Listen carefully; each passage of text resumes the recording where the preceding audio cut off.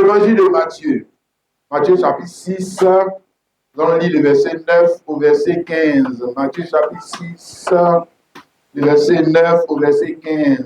Matthieu chapitre 6, le verset 9 au verset 15. Hein?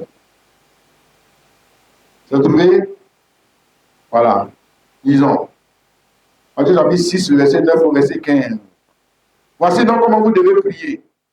Notre Père qui es aux cieux, que ton nom soit sanctifié, que ton règne vienne, que ta volonté soit faite sur la terre comme au ciel. Donne-nous aujourd'hui notre pain quotidien. Pardonne-nous nos offenses, comme nous aussi nous pardonnons à ceux qui nous ont offensés. Ne nous induis pas en tentation, mais délivre-nous du malin.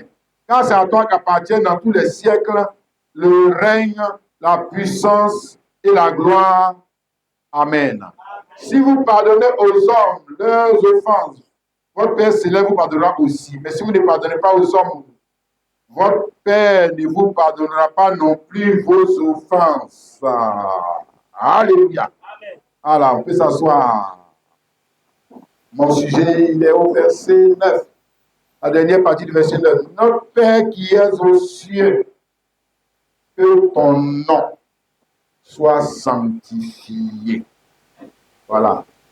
Tout ce qui est dit en haut là-bas, là, est ici. Est résumé là. Voilà. Puis maintenant, nous, on va sortir ça pour te montrer. Hein, voilà. Moi et puis Jésus-Christ. Alléluia. Et c'est notre Père qui est aux cieux. Ce n'est pas mon Père qui est aux cieux. C'est notre Père qui est aux cieux. Que ton nom soit sanctifié. Comme il est dit un peu plus en haut, voici donc comment vous devez prier. Hein, voici donc comment vous devez prier. Donc il est en train de enseigner sur la prière. Il est en train d'enseigner ses disciples. Hein? C'est comment eux doivent prier. Voilà. Maintenant, il n'est pas en train de les enseigner à prier comme les musulmans. Moi, je dis non. Voilà. On ne va pas parler. Non. Regarde, ici, là. Il n'est pas en train de les enseigner à prier comme les musulmans. Parce que tu as vu ce qu'il a dit là, non? Voici comment vous devez prier. Notre Père qui est aux cieux. Il n'y a pas un musulman qui peut prier puis dire Dieu, notre Père qui est aux cieux. Il n'y a pas un. Il n'y a pas un qui est garçon. Il va se mettre son front en bas, il va dire notre Père qui est aux cieux. Jamais. Ça, ce n'est pas la doctrine musulmane de la prière. Jamais. Jamais. Voilà. Donc, il n'est pas en train de les enseigner à prier, même comme les juifs. Parce qu'il n'y a pas un juif qui va prier, il va dire Dieu, il va appeler Elohim, il va appeler Yahvé, il va appeler. C'est lui qui dit Hachem là. Hachem là, lui va l'appeler Père. Il n'y a pas un juif. Il peut prier comme ça. Jamais. Hein? Ouais. Mais mieux, il n'est pas en train de les apprendre à prier comme les catholiques prient cette prière. Bon. Regarde, il n'est pas en train de dire ici, quand vous devez prier, les paroles de Jésus sont esprit et vie. Il n'est pas en train de dire que quand vous devez prier, venez réciter. Jamais. Jamais, mon frère. Puisque cette prière-là même là, il n'y a pas un seul apôtre qui a répété ça. Il n'y a pas un. Pourtant, ce n'est pas toi qui parlais. C'est aux apôtres qui parlaient, non. Mais il faut me montrer la partie où quand les apôtres voulaient prier, puis ils ont répété cette prière-là. Il faut me montrer. Il faut me montrer. Et puis moi, je te dis que oui, il est en train de prier comme les catholiques prient. Moi, je te dis ça. Jamais. Hein? Voilà. Donc ici, mais je suis en train d'enseigner la prière. Mais la prière comme qui? Hein? Il dit ici, là, il est en train de dire de prier comme qui? Mais il est en train de te dire de prier comme lui. Ah, mais pourquoi il va prendre pour... lui-même, il ne priait pas aussi. C'est lui-même, il ne priait pas. Il priait, non. Maintenant, comment il va t'enseigner la prière comme les juifs et puis lui-même, il va se laisser? Ça, c'est absurde. C'est quand même absurde. Il va te dire qu'il faut prier comme les catholiques. Et puis lui-même, il se laisse. Mais est-ce que lui, il priait que vous saluez Marie? Plein de grâce, machin. Voilà. Donc, la prière qu'il est en train d'enseigner ici, là, il y a un modèle. S'il y a quelqu'un qui priait comme ça déjà, il y a quelqu'un qui priait comme ça déjà. Mais c'est qui? Mais c'est lui-même. C'est lui-même. Hein? Donc, je donne juste un exemple. Jean chapitre 11. chapitre 11, le verset 41 à 42. Ils ôtèrent donc la pierre et Jésus leva les yeux en haut et dit, notre Père qui es aux cieux, que ton nom soit sanctifié, que ta volonté... C'est ça, non? C'est ça que je veux me dire, non? Non, il faut regarder ce qu'il a dit. Oh. Jésus leva les yeux en haut et dit, hein? Père. C'est ça, non? Quel juif qui peut appeler Dieu Père? Quel musulman? Donc, regardez, là-bas, Matthieu 6, 9 à 15, là, Jésus même a déjà fait cette prière-là. Il faut regarder dans la prière de Jésus. Jésus avait déjà fait cette prière. Il avait déjà fait. Hein? Non, il dit Père, je. Regarde, il dit Père, je. Donc, il prie avec le nom de qui? Il prie avec son propre nom.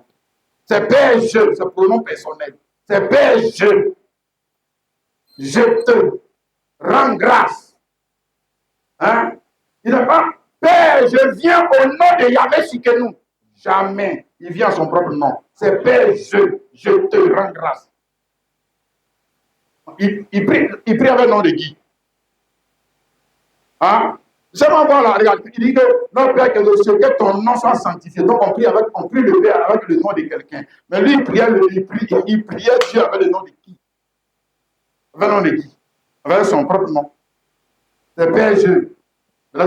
S'il priait où il a prié, Père, je te prie au nom de Yahvé, j'irai au nom de l'éternel Dieu. Là. Si toi tu as déjà vu ça pour Jésus, là, il faut me montrer. Je peux montrer. Il n'y en a pas. Il n'y en a pas. Hein?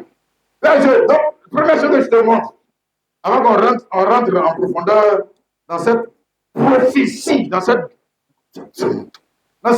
glorieux message qu'il vient de donner là. Hein? Première chose, je te montre qu'il est en train d'apprendre à prier comme lui.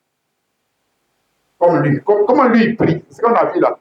Lui il prie, il appelle Dieu là. Lui il appelle, c'est que toi tu appelles Dieu là. Lui il n'appelle pas Dieu, lui il appelle Père. Lui il appelle Père. Ok? Amen. Maintenant, pourquoi il priait comme ça? Pourquoi il priait? Il ne priait pas comme les Juifs, il ne priait pas comme les musulmans, il ne priait pas comme les païens. Il priait tout le monde prie. Il ne priait pas comme les païens, non, il priait comme Dieu. Il priait comme Dieu. Tu vas voir, Dieu prie. Oui. Tu vas voir la manière de prier de Dieu. Mais si toi-même tu es un enfant de Dieu, tu dois prier comme qui? On dit enfant de Dieu. Tu pries selon ta race, selon ton espèce. C'est enfant de Dieu, enfant de chameau, enfant de poulet. Il prie comme qui? Enfant de canard, enfant de l'homme. Il prie comme qui? Il prie comme les gens de sa race. Si, tu pries comme les gens de ta race. C'est comme ça. Hein? Alléluia. Donc, lui, il ne priait pas comme eux parce qu'il n'était pas dans la même relation avec Dieu qu'eux. Hein? Alors donc, eux, quand quelqu'un quand il dit père, ça veut dire que lui, il est fils. Ok? Voilà, maintenant, la relation entre lui et puis la personne compris là. Maintenant, toi, tu es servant de la personne. Toi qui es chauffeur de la personne. Hein? Toi qui es, comme on dit dans le français, boy de la personne. Vous tous parlez à la même personne, mais vous ne pouvez pas utiliser les mêmes attributs pour prier cette personne. Non, parce que vous n'êtes pas dans la même relation. Hein? Amen. Voilà la femme de cette personne. Hein? Elle ne va pas prier cette personne comme le chauffeur prie la personne. Hein? L'enfant de cette personne ne va pas prier cette personne comme, hein, on va dire quoi, le cuisinier de cette personne. Donc, c'est une question de relation. Donc, ici même, ce que je suis en train de dire là, ce n'est pas répéter la prière. Non, non, non, non. Il parle de quelque chose. C'est de ça que nous allons parler. Alléluia. Amen.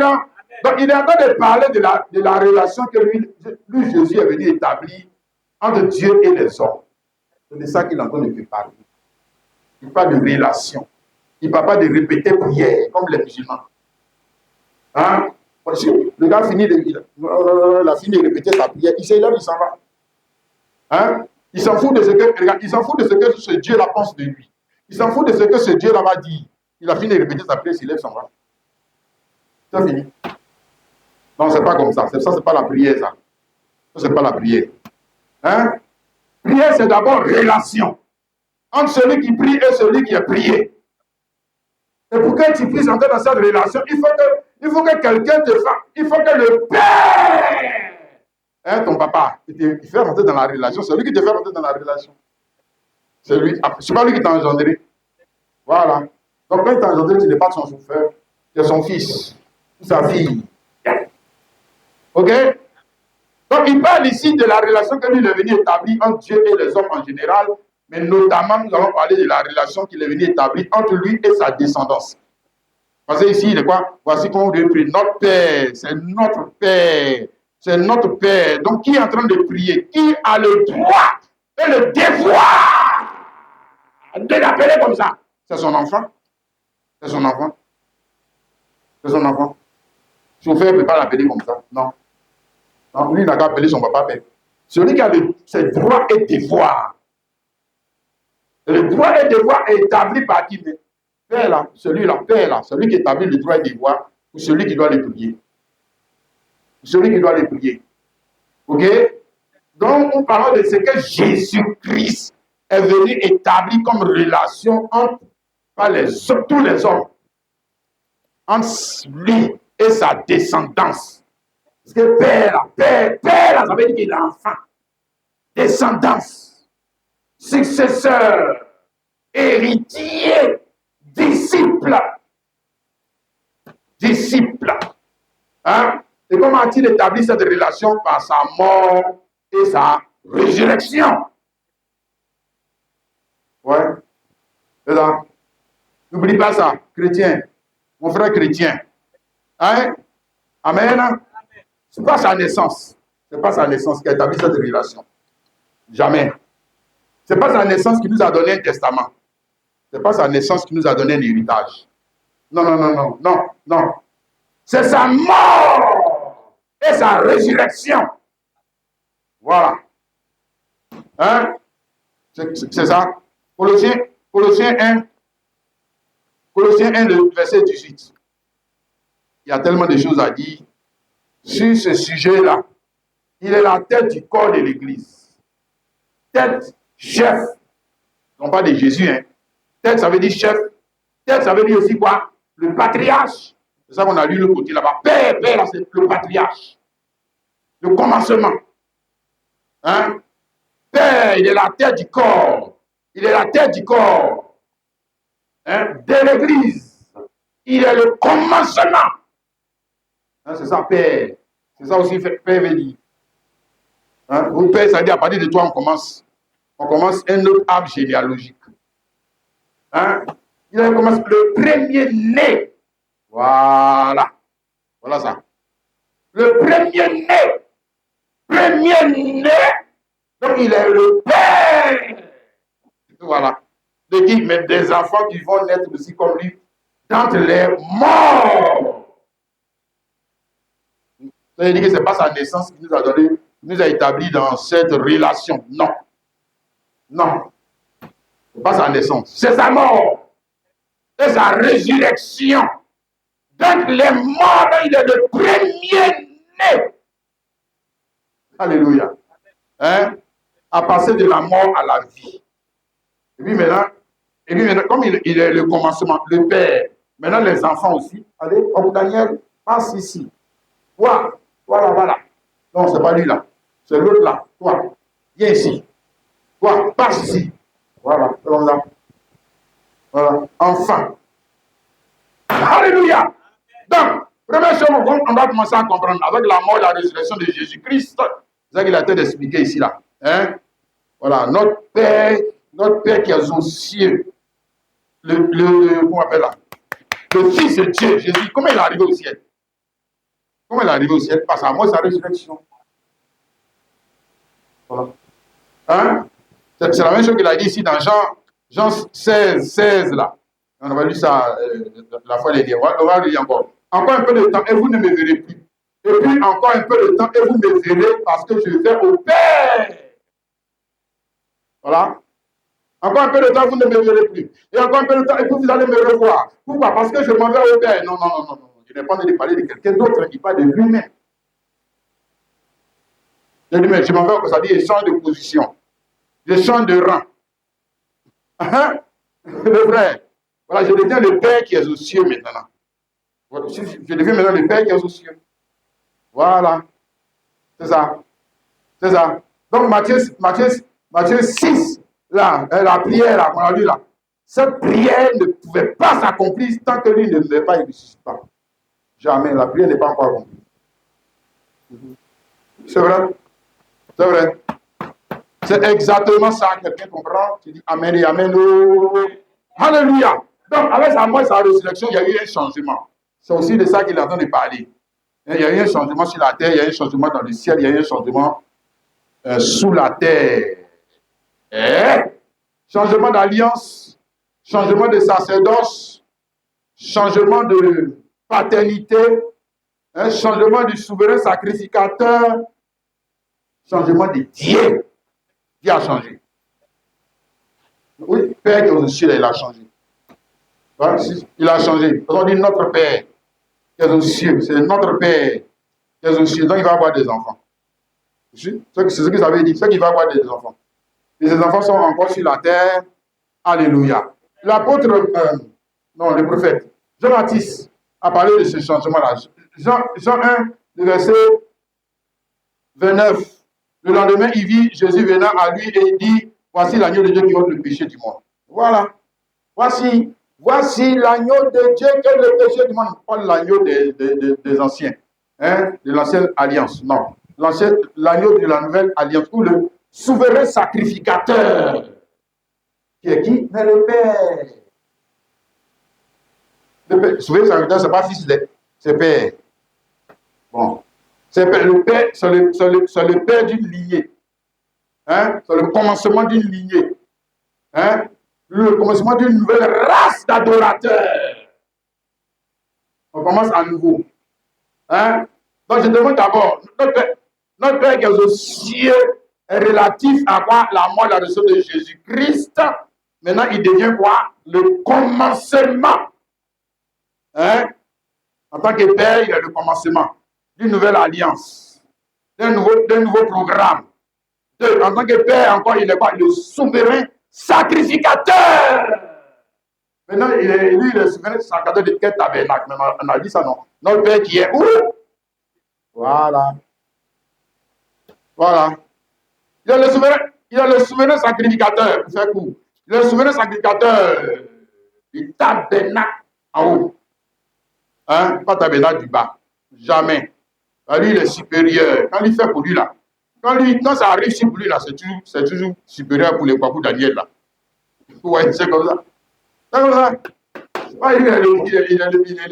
Il est en tout le premier. Hébreux 8, le verset 1 à 2. Le point capital de ce qui vient d'être dit, c'est que nous avons un tel souverain sacrificateur qui est assis à la droite du trône de la majesté divine dans les cieux. Et voici. On t'a montré le Père.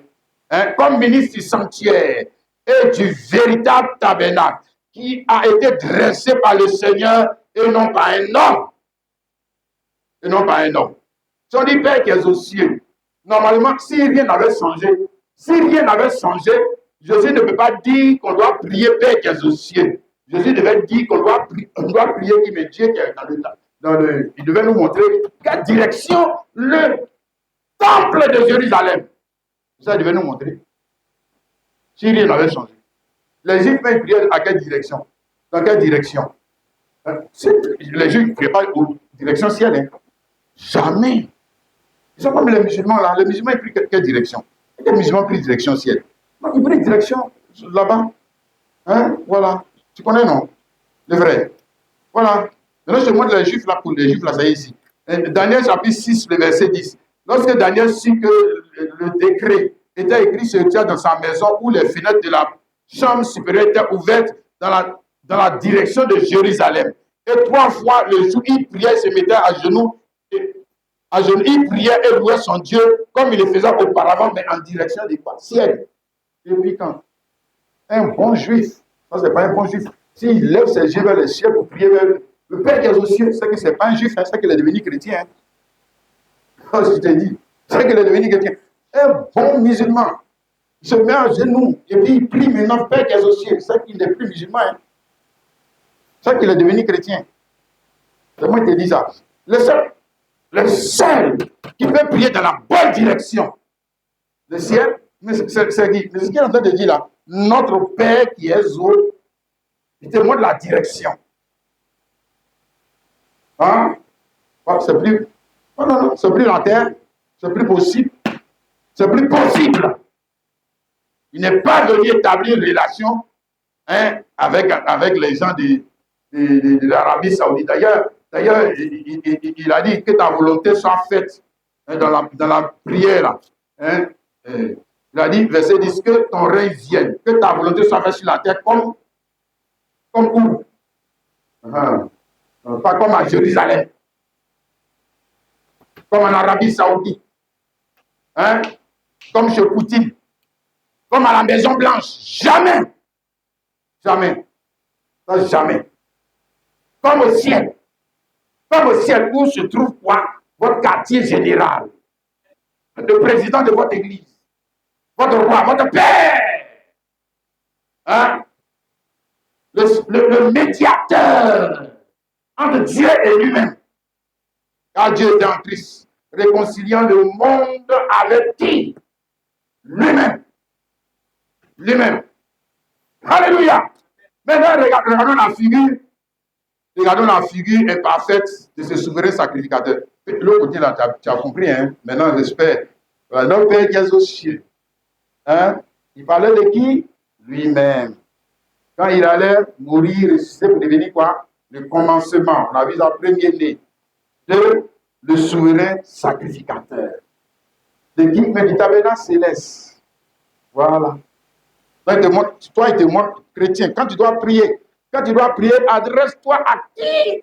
Qui est où? La pierre noire en Arabie Saoudite. Jamais. Jamais. Il ne faut pas prier dans cette direction. Jamais. Alléluia.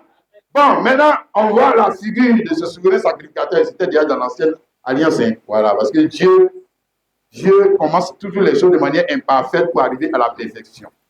Ça, c'est un principe. En Dieu, c'est un principe aussi en nous. Même les hommes, on ne commence pas parfait. Tout ce qui est parfait ne commence pas parfait. Tout ce qui est parfait commence de manière rudimentaire et élémentaire. Ça, c'est normal. Amen. Donc, Genèse 14, verset 18. On dit, Melchizedek, roi de Salem, fit apporter du pain et du vin. Il était sacrificateur du Dieu très haut. Voilà le gars là ici. Mais sous sa forme et sa figure imparfaite. Parce qu'on n'a pas dit Jésus-Christ. Si on n'a pas dit Jésus-Christ, on a dit Melchizedek. Voilà. Lui, là, il n'était pas encore sur la bonne forme. Le Père qui est aux cieux, là. Le Père qui est aux cieux, que nous on l'a sous sa forme définitive, là. Le voici ici dans son commencement. Dans son commencement. Hein?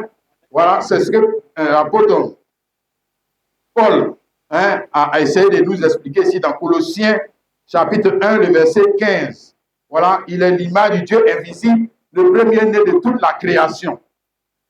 Voilà. Il est l'image du Dieu invisible, le premier-né de toute la création. L'image du Dieu invisible, c'est Dieu lui-même. C'est-à-dire quand Dieu devient un fils. Hein? Premier-né, ça dit c'est fils.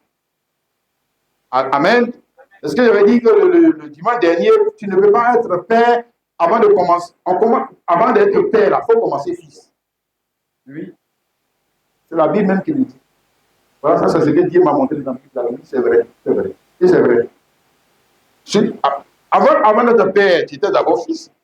Mais toi-même, avant d'être mère, tu étais d'abord quoi? Fille. Dieu aussi, avant d'être père, il était d'abord quoi? C'est ça qu'on demande en premier-né. Il était quoi? Il était fils. Il était fils. Et quand il sort, quand Dieu, ce qu'il est dit là, il est l'image, ça veut dire que c'est ce qui rend visible l'invisible. Donc en ce moment-là, Dieu devient visible. Mais quand Dieu devient visible en tant que qui? Puisqu'il a un autre physique, ça qu'il devient visible en tant que fils. En tant que fils. Logos. Il devient visible. Voilà, il est premier-né, c'est vrai, c'est ça. C'est ça. Sinon, au départ, il était pas invisible, il n'est pas premier-né. En tant qu'invisible, il n'est pas premier-né. Voilà. Mais maintenant, quand il devient visible, quelle est la première création de Dieu? C'est Dieu lui-même. C'est Dieu lui-même. Donc, à partir de cette création qu'il est, il va commencer à dire, faisons l'homme à notre image. Maintenant, il devient quoi? Il devient père de sa création. Il devient père. Et maintenant, il crée les concours Daniel et les autres, là, les papas, les parents, il crée le ciel, la terre. Maintenant, il devient quoi? Il devient le père, créateur. Mais l'idée père n'est pas encore bien exprimée parce qu'il ne peut pas devenir père comme toi. Il peut devenir père comme j'ai créé une voiture, j'ai créé quelque chose. Je suis aussi père, mais je ne suis pas vraiment père tant que je n'engendre pas un fils. Non, ce n'est pas encore ça. Hein? L'idée n'est pas encore ça. Hein? Et ici, le premier né, là, tu l'as ici, c'est l'éternel Dieu. Ésaïe 44, le verset 6.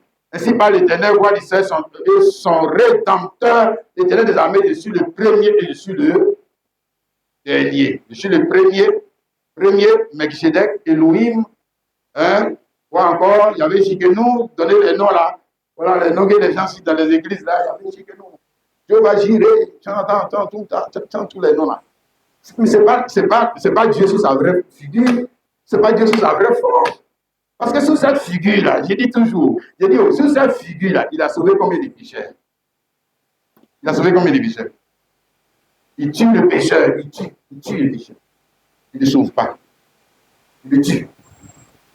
Hein? Voilà, premier. Maintenant, le dernier là, c'est Jésus-Christ. Dernier fils de Dieu. C'est Jésus-Christ. Voilà. Hein? Amen.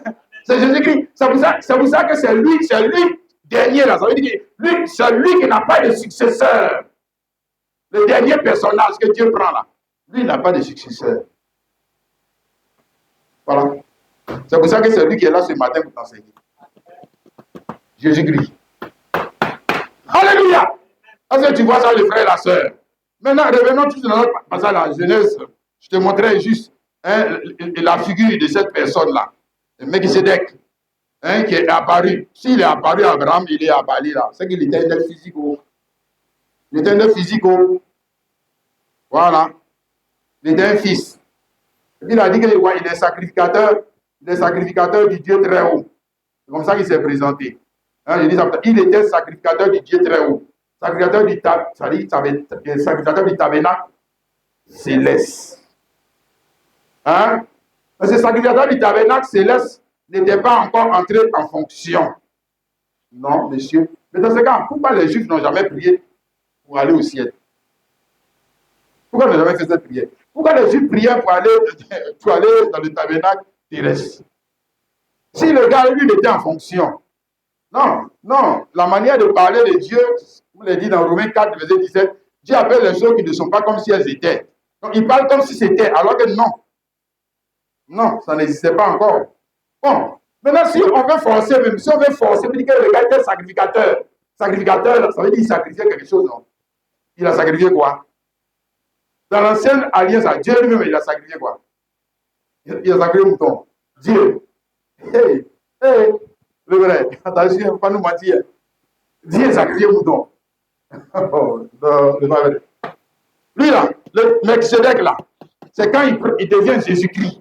C'est là maintenant il peut sacrifier. Maintenant lui il ne sacrifie pas parce qu'il ne peut pas faire comme les autres. Il peut pas, lui le Dieu ne peut pas faire comme les autres. Donc il doit se sacrifier lui-même. Voilà, c'est ça qui est juste. Il est Dieu comme Dieu va venir faire comme toi. C'est comme toi-même là, tu es un enfant de Dieu. Tu ne peux pas faire comme les autres. Non. C'est pour ça que la prière même qui t'a montré, ça veut dire que, regarde, même prier même là, tu ne peux pas prier comme les autres. Tu es un enfant de Dieu. Tu ne peux pas dire que tu es de la race de Dieu. Étant de la race de Dieu, on dit que voilà, le gars là, il est de la race de Dieu. Il parle comme les autres, il s'habille comme les autres, il mange comme les autres. Aïe, c'est quel déshonneur ça. Ah, le vrai. Attention, mon frère chrétien. Regarde, maintenant on nous dit que Abraham lui a donné, quand on a lu là, Abraham lui a donné la dîme de tout. Je n'ai pas lu ça. Attends, je vais lire ça pour que ce soit complet. Genèse 14, le verset 18 là, jusqu'au verset 20. Mais bon, il bénit Abraham, verset 19, et il dit, béni soit Abraham par le Dieu très haut, maître du ciel et de la terre. Béni soit le Dieu très haut qui a élevé tes ennemis en tes mains, et Abraham lui donna la dîme de tout. Voilà, donc Abraham lui a donné la dîme de tout pour exprimer ce que nous sommes en train d'exprimer là. Voilà, pour dire que les sacrificateurs, les rois, les prophètes, les adorateurs qui allaient sortir du gars là, qui allaient sortir, parce qu'après il allait avoir des enfants. Ça, il dit, notre père, il va avoir des enfants. Mais pour l'instant, il n'avait pas encore d'enfants. Amen. Il était encore fils. Il était encore fils, il n'avait pas encore d'enfants. Mais Abraham a de dire que les enfants qui vont sortir de lui là sont supérieurs aux enfants qui vont sortir de lui, Abraham. C'est ce qu'Abraham a de dire. Notamment les David, les Isaac, les Jacob, les sacrificateurs, les adorateurs, les rois, Moïse même il est sorti de quel arbre généalogique? C'est quoi Abraham là? Voilà, tous ceux qui vont sortir de l'arbre généalogique relatif au nom d'Abraham là, ils sont trop petits, ils sont petits. Par rapport à ceux qui vont sortir de l'arbre généalogique de Melchisédek quand il va devenir père. Alléluia. Donc, quand il va te mettre au monde, toi chrétien. On parle de toi. C'est-à-dire que la Bible, là, quand tu lis la Bible, là, il faut laisser les histoires d'Abraham. Il faut te chercher toi-même dans la Bible. Ce n'est pas ton testament. Ou bien, ce n'est pas ton testament. Donc, un testament, et puis toi, tu n'as pas ton nom dedans. Donc, il ne faut pas chercher le nom de quelqu'un. Cherche-toi ton nom. C'est de toi on parle. On ne parle pas de quelqu'un d'autre. On ne parle pas de gens fictifs, comme ça, de gens qui n'existent pas. Si on parle de gens qui existent, tu peux trouver ton nom dedans. Alléluia. Amen. Donc, il est en train de montrer Abraham qu'il a fait ça dans Hébreu chapitre, on ne va pas le lire, Hébreu chapitre 7, à partir du verset 4 à 10. Abraham est en train de montrer que les gens qui vont sortir, les pasteurs, les prophètes, etc., les adorateurs qui vont sortir de l'arbre généalogique de Jésus-Christ, ils sont supérieurs à ceux qui vont sortir de l'arbre généalogique d'Abraham. C'est-à-dire ceux qui sont le produit de l'évangile relatif au nom de Jésus-Christ, ils sont supérieurs à ceux qui sont le produit de l'évangile relatif au nom d'Abraham. Ok? Parce que le nom d'Abraham aussi, c'est l'évangile. C'est l'évangile, c'est bonne nouvelle. C'est bonne nouvelle. Voilà. Mais la bonne nouvelle sous sa forme rudimentaire, la bonne nouvelle sous sa forme imparfaite. C'était la bonne nouvelle. Si, justement, ça, c'était la bonne nouvelle. On lui a annoncé une bonne nouvelle quand on a changé son nom là. On lui a annoncé une bonne nouvelle. Genèse chapitre 17, le verset 5 à 8. On ne t'appellera plus Abraham, mais ton nom sera Abraham. Car je te rends père d'une multitude de nations. Je te rendrai fécond à l'infini. Je ferai de toi des nations et des rois sortiront de toi. Voilà, ça c'est de toi, de ton âme généalogique, physique là. Voilà, là, les gens vont sortir de toi. Ok? Maintenant, lui, il avait déjà payé dîme à nous. Il t'a payé la dîme à toi. À toi. Ça veut dire que tu es quoi? Tu es plus grand que Salomon. C'est ce que ça veut dire. Parce que Salomon était dans le règne d'Abraham quand il a payé la dîme à toi. Tu es plus grand que Salomon. Toi-même là, tu es plus grand que Abraham, Isaac, Jacob, Israël. Toi, tu es plus grand que tous. Je ne parle même pas de Jésus-Christ, je parle de toi. Je parle de toi. Tu es plus grand qu'eux. Alors maintenant, si tu ne veux pas croire ça, bon, si tu veux aller prier pour dire que je suis plus grand, ça c'est ton affaire. Tu n'as pas besoin de prier pour ça, c'est de croire. Alléluia. Regarde, verset 7, je t'établirai, il a annoncé la bonne nouvelle à Abraham. Mais la bonne nouvelle relative à un nom, puisqu'on ne t'appellera plus Abraham, mais ton nom sera Abraham. Dans Abraham, là, voici les avantages que je te donne. Dans Abraham, là, voici les promesses que tu as. Dans Abraham, là, voici la prospérité qui va te suivre, toi et tes enfants. C'est une bonne nouvelle. C'est l'évangile. J'établirai mon alliance entre moi et toi et tes descendants après toi, selon leur génération. Ce sera une alliance perpétuelle en vertu de laquelle je serai ton Dieu et celui de ta postérité après toi. Je te donnerai et à tes descendants après toi le pays que tu habites comme étranger, tout le pays de Canaan en possession perpétuelle, et je serai leur Dieu. Ça, c'est promesse pour Abraham. C'est Abraham qui a cette promesse. C'est pas Abraham, c'est pas l'autre là. Voilà, lui, il est mort. C'est fini, il est mort. Mais quand il ressuscite, devient quoi? C'est l'évangile déjà qui a commencé à prêcher, mais je montre l'évangile sous sa forme rudimentaire. C'est l'évangile. Hein? Et puis maintenant, il devient père.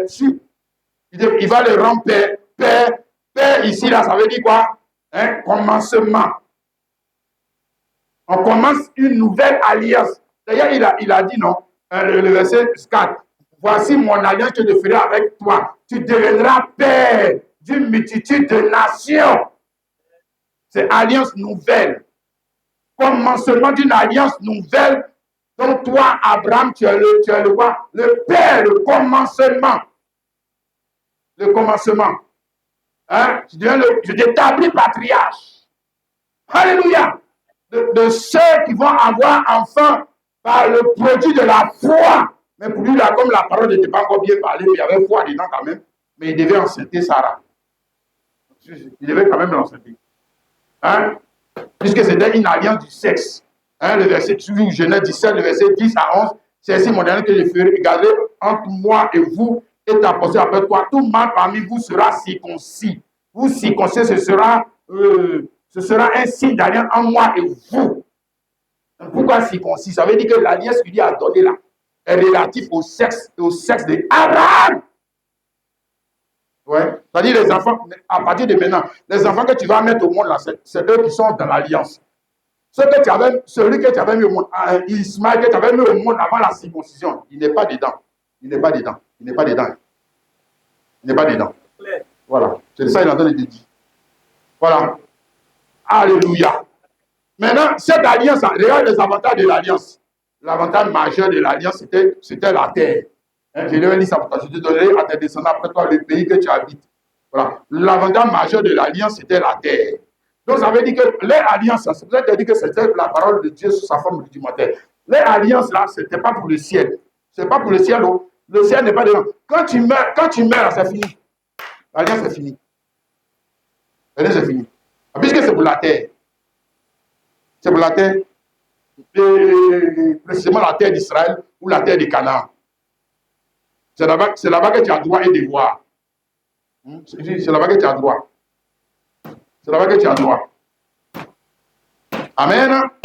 C'est pareil, la même alliance, tu retrouves ça aussi avec les sacrificateurs. Comment on devenait sacrificateur? C'était toujours sexe. C'est-à-dire que c'était les enfants de Lévi. C'est les enfants que Lévi a eu avec son sexe là. C'est eux qui sont sacrificateurs. C'est toujours sexe. Hein? Viens même dans la royauté, David. C'est les enfants que David a eu avec son sexe là. C'est eux qui peuvent s'asseoir sur le trône. Mais tous là, c'est le point commun, c'est quoi? La terre. Ce n'est pas trop céleste. Si tu es enfant de David, tu n'es pas trop dans trop céleste. Si tu es enfant de David, c'est que c'est trop terrestre.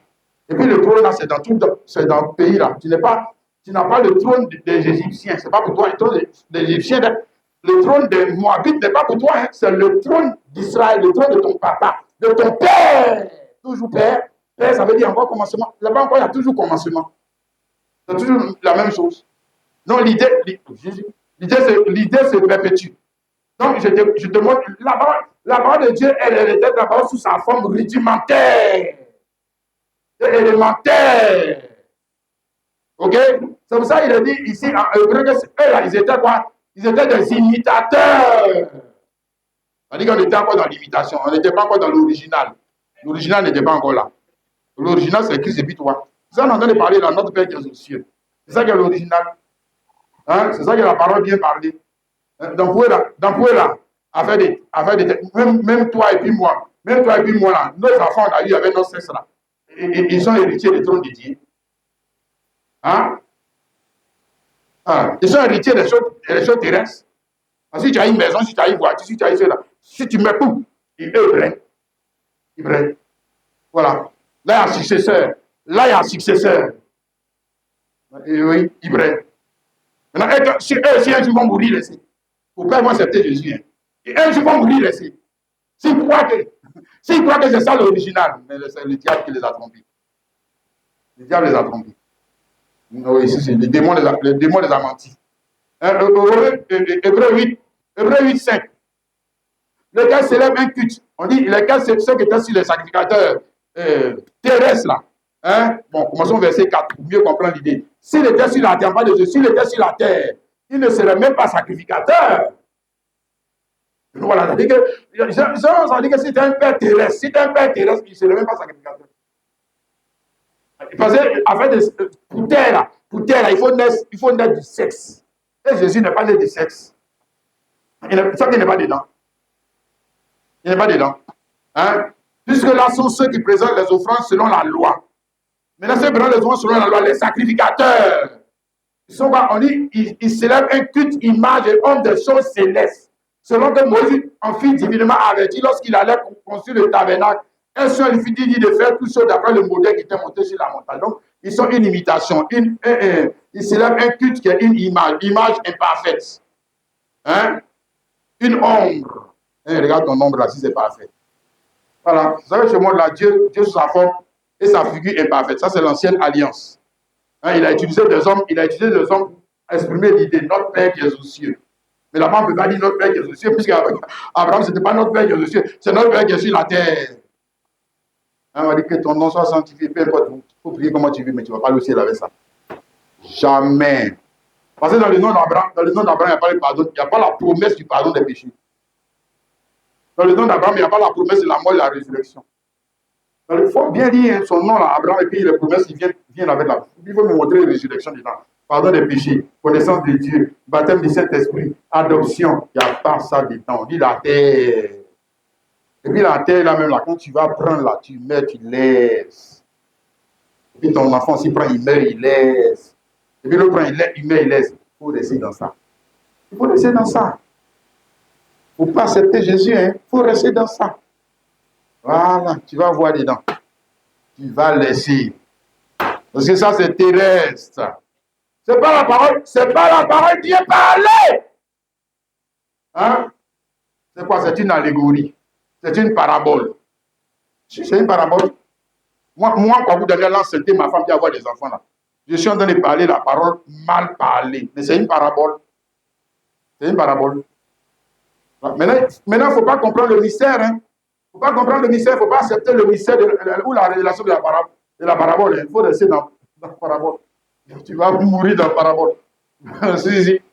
Hein? D'accord, donc on t'a montré l'évangile relatif au nom d'Abraham. C'était quoi? Le Père. Abraham, le Père. D'une multitude de nations, Père, commencement, on t'a montré ça, non? Ok? Amen. Il était le commencement d'une nouvelle manière d'adorer Dieu. Ok? Et puis Isaac était le fruit de cette façon d'adorer Dieu, la foi. Mais comme ce n'était pas encore la parole bien parlée, ça avait le cesse qui devait enceinter la femme là, pour avoir le fruit Isaac. Ok? Et puis Isaac aussi devait enceinter pour avoir aussi le fruit Jacob. Jacob devait enceinter pour avoir le fruit Israël. Israël devait enceinter. Et puis ça arrivait maintenant si David aussi doit enceinter. Et tous doivent enceinter. Et qui n'enceinte pas femme? Si c'est ça la promesse, qui n'enseigne pas femme? Aïe. Voilà. Non. Quand ça arrive pour nous, là, c'est ça qu'on est en train d'expliquer, là. C'est notre Père qui est aux cieux. Voilà. La parole bien parlée. Voilà. C'est notre Père qui est aux cieux. Ça veut dire que, comme je l'ai dit, ça veut dire qu'il a enfant. Donc, les enfants, là, ne sont pas le produit du sexe. Notre Père qui est aux cieux, là. Cette fois-ci, maintenant, il y a enfant, mais enfant qui n'est pas le produit du sexe. Ok? Amen. Parce que dans l'évangile relatif au nom de Jésus-Christ, on ne devient pas enfant parce que tu es enfant des pasteurs. On ne devient pas enfant parce que tu es enfant des chrétiens. On ne devient pas enfant ou bien apôtre parce que tu es enfant d'apôtre. On ne devient pas prophète parce que tu es enfant de prophète. On ne devient pas pasteur parce que tu es enfant de pasteur. Non. Non. Ok? Mais on devient enfant parce que toi aussi, tu dois être comme le Père. Le premier-né, le Fils de Dieu, Jésus-Christ. Je suis l'obligation. C'est une obligation maintenant. Hein? Il y a une autre manière de l'être. Alléluia! Tu vois ça, le frère et la sœur. Dans l'évangile relatif au nom de Jésus-Christ, maintenant nous avons la naissance qui fait de nous des hommes qui peuvent prier. Puis Dieu dit à Dieu Père. Oui, ça existe. Hein? Amen. C'est parfait. N'est-ce pas le frère et la sœur? Amen et amen. Maintenant, nous allons voir le droit et le devoir. Donc, s'il prie Dieu de cette manière, donc le droit et le devoir de ses enfants sont où? On dit notre Père qui est aux cieux. Donc, ça veut dire que ce sont ses enfants. Il dit que notre Père qui est aux cieux. Ça veut dire qu'il leur montre leurs droits et devoirs. Que vous, votre droit et devoir est où? Aux cieux. C'est ça qu'il entend leur dire. Mes enfants, vous, vos droits et devoirs ne sont pas comme pour Abraham. Hein? Alors, même vous, vos droits et devoirs sont aussi. Aïe, aïe, aïe. Alléluia! Vos droits et devoirs ne s'arrêtent pas à la tombe. Non. Ça, c'est pour les enfants d'Abraham. Et les enfants des autres, là. Quand ils vont mourir, c'est fini. Il dit Dieu est bon. Quand tu vas mourir, tu vas voir que Dieu n'est pas bon. C'est moi qui dis ça. Il ne faut pas accepter Jésus. Quand tu vas mourir, tu vas voir la face de Dieu. Tu vas voir qu'il n'était pas bon pour toi. La Bible, c'est l'alliance s'arrête là. Hein? La grâce s'arrête là. Ça s'arrête là. Mais nous voulons quelque chose qui commence maintenant, ça veut dire vie éternelle. Vie éternelle, ça veut dire que ça commence après la mort. Ça commence maintenant et puis ça te suit après ta mort. C'est sa vie éternelle. Ça veut dire que ça commence maintenant. La grâce commence maintenant. La faveur qui est dans l'évangile relatif au nom de Jésus, lui commence maintenant. Alléluia. Et puis la tombe ne peut pas arrêter ça. Donc on dit que notre Père qui est aux cieux. Alléluia. Tu me saisis le frère et la sœur. Amen. Donc il entend de montrer les enfants. Leurs droits et devoirs sont célestes. Leurs droits et devoirs sont célestes, sont du tabernacle céleste, sont de la ville, cité céleste, où le Père est le souverain sacrificateur, pour ne pas dire le président, le roi. Voilà. Alléluia. Ça, c'est parfait. Tu vois ça, le frère et la sœur? Amen. Donc, nous parlons de tes noms. Père, que ton nom, ça, j'espère que tu as bien compris ça, que ton nom, là, il ne parle pas des noms de Yahvé Shikenou. Hein? Le nom qui te donne des droits et des voix au ciel, là, c'est le nom de qui? Jésus-Christ. Ce n'est pas le nom d'Abraham, ce n'est pas le nom de ton papa. Ce n'est pas le nom des Ivoiriens. Non. Jésus-Christ. C'est ce nom-ci. Éphésiens chapitre 2, le verset 6 à 7. Il dit, il nous a reçus ensemble et nous a fait asseoir ensemble dans les lieux célestes en Jésus-Christ, afin de montrer dans le siècle à venir l'infinie richesse de sa grâce par sa bonté envers nous en Jésus-Christ. Tout est en Jésus-Christ. Donc on est assis dans les lieux célestes, c'est-à-dire qu'il te montre le nom, qui te donne des droits et des voix relatifs au tabernacle céleste. Quel nom? Jésus-Christ. Et là, ce n'est pas Yahvé Shikenou, hein. Ce n'est pas l'éternel Dieu, hein. Ce n'est pas Jéhovah Jireh, hein. Hein? Ce n'est pas le nom des baptistes, hein. Ce n'est pas le nom des catholiques, hein. Ce n'est pas le nom de Allah. Hey. Le vrai, fais attention, dis non, Père qui est aux cieux. Quel ton nom? C'est quel nom? Il faut te tromper de nom, tu vas voir les noms. Il faut te tromper de nom. Hein? Jésus-Christ. Dans l'évangile relatif au nom de Jésus-Christ, nous donne des droits et des voies qui ne sont pas seulement terrestres, mais célestes. Célestes. Célestes. Les avantages. Alléluia. Les avantages de cet évangile, les avantages qui sont dans ce nom, sont tellement glorieux, sont supérieurs. Si, il y a avantage dans le nom. Si toi tu es né de Ouattara, le nom là-bas te donne des avantages. Si c'est ton nom aussi, tu es né d'un quelqu'un qui se cherche comme moi. Mais ici, la terre, ici, là, tu n'auras pas trop d'avantages. Hein? Parce que si moi, mon nom ne te donne pas des avantages. Par contre, si tu es né du nom de Jésus-Christ, là, il y a des avantages. Parce que là, le nom lui-même, là, au nom lui-même est rattaché des grâces, des faveurs. Alléluia! C'est pour ça, dans Jean 17, le verset 6, Jésus dit, et maintenant, pardon, verset 6, j'ai fait connaître ton nom aux hommes. Voilà. Le nom, ça je te dis, lui-même il prie à quel nom? Jésus qui avec un nom. Il y avait Ziguenou. Il dit, Père, je prends tous les... Il faut chercher, après la Bible apprend. Et puis il faut fouiller tous les parties où Jésus a pris. Il faut pas vous montrer une partie où il a dit, Père, je te prie au nom de Yahvé Ziguenou. Oh, Jésus. C'est son nom. Il utilise son nom. Le nom, puisque le nom du Fils, c'est le nom du Père. Oui. Donc, il utilise son nom. Le nom auquel sont rattachées les promesses. Les promesses. Il n'y a aucun autre nom qui est connu au ciel. Frère, il ne faut pas te mentir. Jésus-Christ, voilà le nom qu'on connaît. C'est le seul nom qu'on connaît là-bas. Quand il faut parler des baptismes, de quoi tout ça, dans ta mise à l'Assemblée de Dieu. Nous sommes les vasonneurs, nous sommes les assemblées de Dieu. Vous allez mourir dans ça. Il ne faut pas devenir chrétien. Tu vas mourir dans ça. Toi, ça va te donner. Le frère et la sœur. Alléluia. Pourquoi il doit porter ce nom? Jean 15, le verset 8. Si vous portez beaucoup de fruits, c'est ainsi que mon Père sera glorifié. C'est que vous serez maître. Objectif possessif. Donc le Père a des disciples. Il faut lire bien dans ce verset-là. Le Père, il a des disciples. Et les disciples portent quel nom? Mais c'est plus qui sont ses disciples. Lui, il portait quel nom?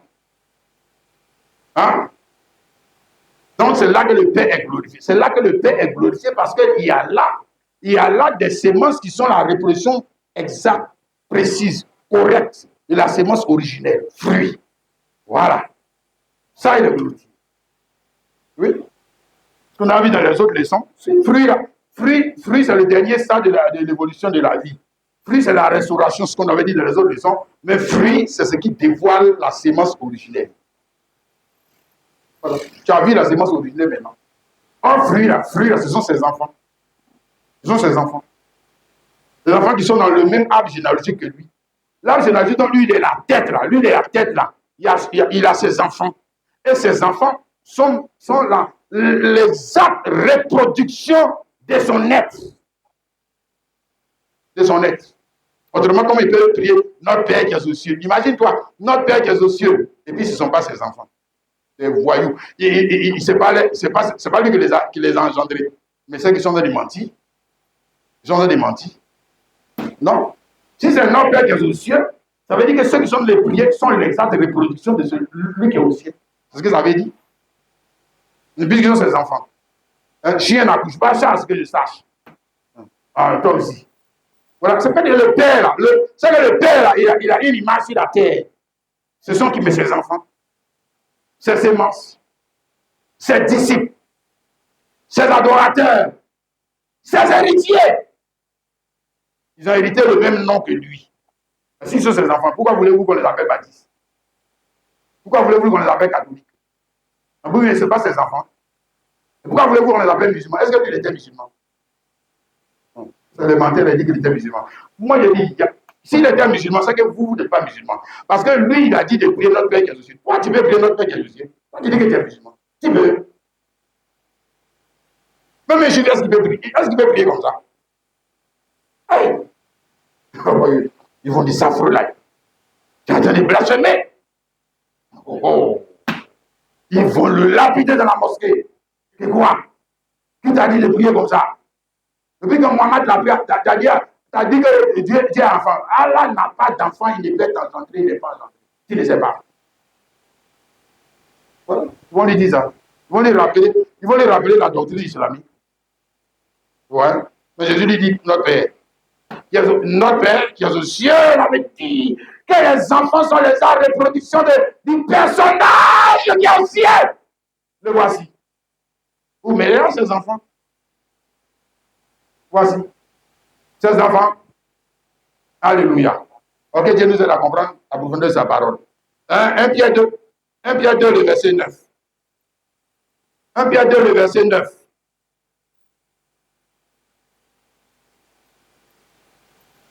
1 Pierre 2, le verset 9. Il dit, vous au contraire, vous êtes une race élue, un sacerdoce royal, une nation sainte, un peuple acquis, afin que vous annonciez les vertus de celui qui vous a appelé des ténèbres à son admirable lumière. Vous, au contraire, contrairement aux autres, contrairement aux juifs, contrairement aux musulmans, contrairement aux baptistes, contrairement aux autres, vous êtes la race élue. Ça? Race élue, ça veut dire une race différente des autres races. Une espèce, mais comment l'espèce, c'est ça, voilà, comment l'espèce de Dieu doit prier. Aïe! Comment il doit adorer. Comment il doit chanter. Comment il doit prêcher. Comment il doit s'habiller. Aïe!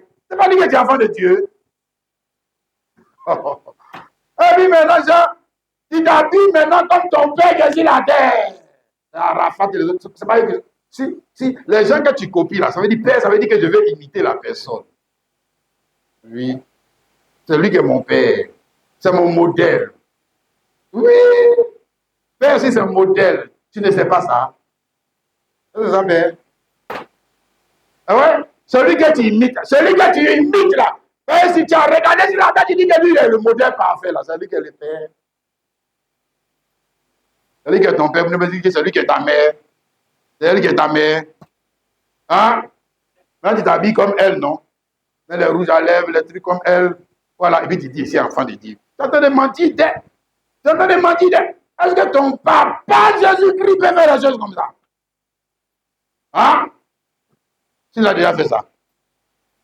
Voilà. Il faut chercher ton papa. Il faut bien le chercher. Donc, en tout cas, si tu veux prier le gars là, tu as aussi envie de l'appeler Père. Moi, est-ce que tu l'appelles Dieu? Tu l'appelles Créateur. Bon, là, c'est normal. C'est mon Créateur, comme les poulets. Là, tu es au niveau des poulets. Voilà. Tu es au niveau des pintades. Voilà. Quand les oiseaux, ils se lèvent le matin. Ils adorent Dieu. Toi aussi, tu adores comme un oiseau. Bon, là, vous êtes au même niveau de la vie là-bas. Ça, c'est votre problème. Hein? Mais quand on passe dans cette relation que Jésus est venu établir, là, il y a quelque chose de différent. Et c'est pour ça qu'il dit ici, vous, au contraire, vous êtes il en a de me dire qu'il y a quelque chose de différent. Vous êtes une race élue, un sacerdoce royal, une nation sainte, un peuple acquis, afin que vous annonciez les vertus de celui qui vous a appelé, dont les vertus du Père sont rendues visibles. Par qui? Mais les fils et les filles. Voilà, les vertus, les qualités, voilà, les attributs. Amen, amen. D'accord, ici, là, nous allons retenir 3 attributs. Hein? 3 attributs. Notre Père qui est aux cieux. Comme j'ai dit, Père, ça veut dire qu'il y a une reproduction sur la terre du personnage. Le gars qui a là-bas, il a sa reproduction sur la terre. Numéro 1, en tant que quoi? Sacrificateur. Père qui est aux cieux, c'est un sacrificateur. Souverain sacrificateur, n'est-ce pas? C'est que celui qui prie lui aussi, il est un sacrificateur. Ouais. Ouais. Hein? Tel père, tel fils. Tel il est, tel nous sommes dans ce monde. 1 Jean 4, le verset 17. Ouais. Nous sommes le fruit de son âme généalogique. Et si nous sommes le fruit de son âme généalogique, c'est que nous sommes la reproduction de quoi? De la sémence originelle. Père. En tant que numéro 1 sacrificateur. C'est ça qu'il a dit là. Hein? Vous pouvez dire à celui un sacerdoce royal. Donc, le sacerdoce royal, tu as sacrificateur. Ou sacrificateur, c'est quoi aussi? Serviteur. Mais serviteur de quel rang? Commençons sur nos papas. Jésus-Christ, c'est le serviteur. Il était serviteur de quel rang? Serviteur, tu vois, c'est les mots comme ça là. Quand l'Esprit de Dieu n'est pas dans les gens, quand il regarde le mot serviteur, ça va mourir. Alors que serviteur, même là, serviteur, il y a serviteur, puis il y a serviteur. Hein, je te montre pour nos papas, dans les Écritures. Ésaïe 42, le verset 1 et le verset 4. Il dit, voici mon serviteur. On parle de Jésus-Christ. On dit, voici mon serviteur, que je soutiendrai, mon élu, en qui mon âme prend plaisir. J'ai mis mon esprit sur lui, il en sera la justice aux nations. Un poète plus court, verset 4. Il ne se découragera point. Il ne se relancera point. Jusqu'à ce qu'il ait établi la justice sur la terre. Et que les îles espèrent en sa loi. C'est sa loi. Ce n'est pas à la loi. Sa loi. Lui, la loi. Toi, tu es serviteur, puis tu as la loi. Tu es serviteur, puis tu as la loi. Donc, tu es serviteur de quel rang? Hein? Et puis tu viens avec loi. Non, tu viens pour établir loi. Oh. Loi, c'est ça, on s'en est parlé là. On s'en est parlé là, non. Hein, le frère? Relation. Donc, il vient pour établir une nouvelle relation entre les hommes et Dieu, entre sa descendance et lui-même. Sa loi. Le vrai. Amen. Donc, d'abord, le mot serviteur, ici, c'est relatif. D'ailleurs, un fils, c'est un serviteur. Une femme, même, est une servante. Si, ta femme, c'est ta servante. Pourquoi tu l'as mariée? Pour te rendre le service d'enfantement. S'il y a un service, c'est ce qui peut te rendre. Elle a été élue pour ça. Hein? Oui, quand on élit quelqu'un, c'est pour rendre un service. On a élu le maire, on a élu le préfet, on a élu celui-ci, on a élu le... C'est pour rendre service. Ok? Tu prends une servante, c'est pourquoi? C'est pour un service. Bon, maintenant, moi, je te montre que dans le mot serviteur, il ne faut pas ça t'embrouiller. Le mot serviteur, là, il y a serviteur, puis il y a serviteur. Ouais. Un fils, c'est un serviteur. Une femme, là, c'est une servante. Mais une femme, ce n'est pas une servante du même rang que la bonne. Ils ne sont pas du même rang. Mais pourtant, c'est service. C'est le même mot qu'on utilise. OK? Voilà, le président de la République, c'est un serviteur. Tu ne sais pas ça? Ah, qu'est-ce que tu crois? Il est serviteur. C'est pour ça qu'on l'a élu. Le ministre, le mot ministre veut dire serviteur. Le mot ministre, c'est un mot grec qui veut dire serviteur. OK? Mais est-ce que le ministre, il est serviteur du même rang que toi? Vous avez la même chose? Tu ne vas pas sa caisse. Tu ne vas pas son train de vie. Il est pour toi. Est-ce que vous avez la même chose? Voilà. Maintenant, je viens sur Dieu lui-même. Dieu lui-même. Le premier des serviteurs, c'est qui? Dieu. Dieu lui-même. Maintenant, si tu ne crois pas en ça, bon, moi, là que tu te suis fou là, qui te rend ce service? Hein? C'est qui t'a rendu ce service? C'est toi-même. Tu es trop fort, c'est pour ça que tu peux respirer. Hein? Quand tu vas mourir, il faut dire je ne peux pas. Et moi-même, là, je peux respirer. Puis je continue de respirer. On voit. C'est quelqu'un? Si. Le premier serviteur, ce n'est pas nous, mon frère, ma soeur, qui a mal lu la Bible, qui a mal lu la parole. Le premier serviteur, c'est Dieu. C'est Dieu. On dit le premier des serviteurs. Hein? Maintenant, le mot serviteur, qui est Ésaïe 42, là, on parle de qui? Dieu. De Dieu. Qui vient rendre aux hommes le service de la vie éternelle. Sa loi est éternelle. Mais qui peut venir rendre le service de la vie éternelle? Ce n'est pas Dieu lui-même. Qui peut nous rendre ce service? Hein? Et comment as-tu rendu le service? C'est ça qu'on est en train de parler là, non? Il a rendu le service par sa mort et sa résurrection. Voilà. C'est comme ça qu'il est devenu le Père qui est aux cieux. OK? Mais il dit, hey, Papou Daniel, viens. Je ne sais pas dit que tu es mon enfant. Voilà, viens dans le même service. Parce qu'il t'établit. Il t'établit sur la terre serviteur. Du même rang. C'est ça? Nous sommes serviteurs du même rang que Jésus-Christ. Notre Père qui est aux cieux. C'est ce que ça veut dire. Acte 2, le verset 17 à 18. Dans les derniers jours, dit Dieu, je répandrai mon esprit sur toute chair. Vos fils et vos filles prophétiseront. Vos jeunes gens auront des visions. Et oui, et sur les vieillards auront des songes. Oui, sur mes serviteurs et sur mes servantes. Dans ces jours-là, je répandrai mon esprit et ils prophétiseront. Voilà. Donc là, c'est le service qui est du même rang que celui du Père. Un Père céleste. Alléluia. Donc, service dans la prière, service dans la louange, service dans les offrandes, service... Oui, comment lui il a servi? Comment lui il a servi? Il a servi en offrant poulet. Il a servi en offrant qui? En s'offrant lui-même. C'est pas ça? Voilà. Maintenant c'est ton père. Alors, si c'est ton père, c'est que le fils doit faire la même chose. Ah bon. Tu aimerais faire la même chose? Hein? Une victime, hein? À sacrifier tes intérêts pour les intérêts de ton père. Tu es prêt? Tu peux? Parce que tu n'es pas encore arrivé au rang de serviteur comme Jésus. Hein? Oui, c'est ça. 1 Pierre 2, le verset 4 à 5. Approchez-vous de lui, pierre vivante, rejetée par les hommes, mais choisie précieux devant Dieu. Et vous-même, comme des pierres vivantes, édifiez-vous pour former une maison spirituelle, un saint sacerdot afin de offrir des victimes spirituelles agréables à Dieu par Jésus-Christ. Donc des victimes spirituelles qui sont de la même valeur comme le sacrifice du Père. Hein? Du Père céleste. Alléluia. Vois-tu ça, le frère, la soeur? Amen. Donc, on a vu comment il priait en tant que sacrificateur. Donc, comment il s'est offert lui-même. OK? Comment il priait. OK? Il priait avec le nom. Son nom. Comment son serviteur va prier. Mais il sait qu'il doit prier aussi avec son nom. Tu vas prier avec un nom. Voilà. Vous n'avez pas dit, il doit prier comme lui. Tu vas prier. Tu ne peux pas prier comme les musulmans. Tu ne peux pas prier comme les deux. Tu dois prier comme un chrétien. Tu dois prier comme un chrétien. Est-ce que lui priait? Est-ce que lui priait, je vous salue, Marie, pleine de grâce, etc., etc. Non. Mon père ne priait pas comme ça. Mais pourquoi toi tu dis que tu es son fils et puis tu pries comme ça? Hein? Ça, c'est ne va pas avec toi. On te sait que tu n'es pas son enfant. Hein? Le vrai. On a vu encore dans Matthieu chapitre 6, là, le verset 12. Matthieu 6, verset 12 dit, pardonne-nous nos offenses, quand nous pardonnons aussi à ceux qui nous ont offensés. Hein? Aussi, le Père a fait cette prière. Hein? Et regarde dans Luc 23. Luc 23, le verset 34.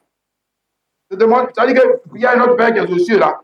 C'est-à-dire que tu n'as même bien pris le temps de lire. Il faut lire ce que Jésus a, comment Jésus a prié. Tu vas voir les mêmes choses là. Jésus a déjà dit ça. Dans Luc 23, le verset 34. Jésus dit, Père, pardonne-leur, car ils ne savent pas ce qu'ils font. Et il pardonne ses vêtements en tirant au sort. Donc il a déjà. Il ne va pas t'apprendre quelque chose de lui-même, il n'a pas pratiqué. Ça n'a aucun sens.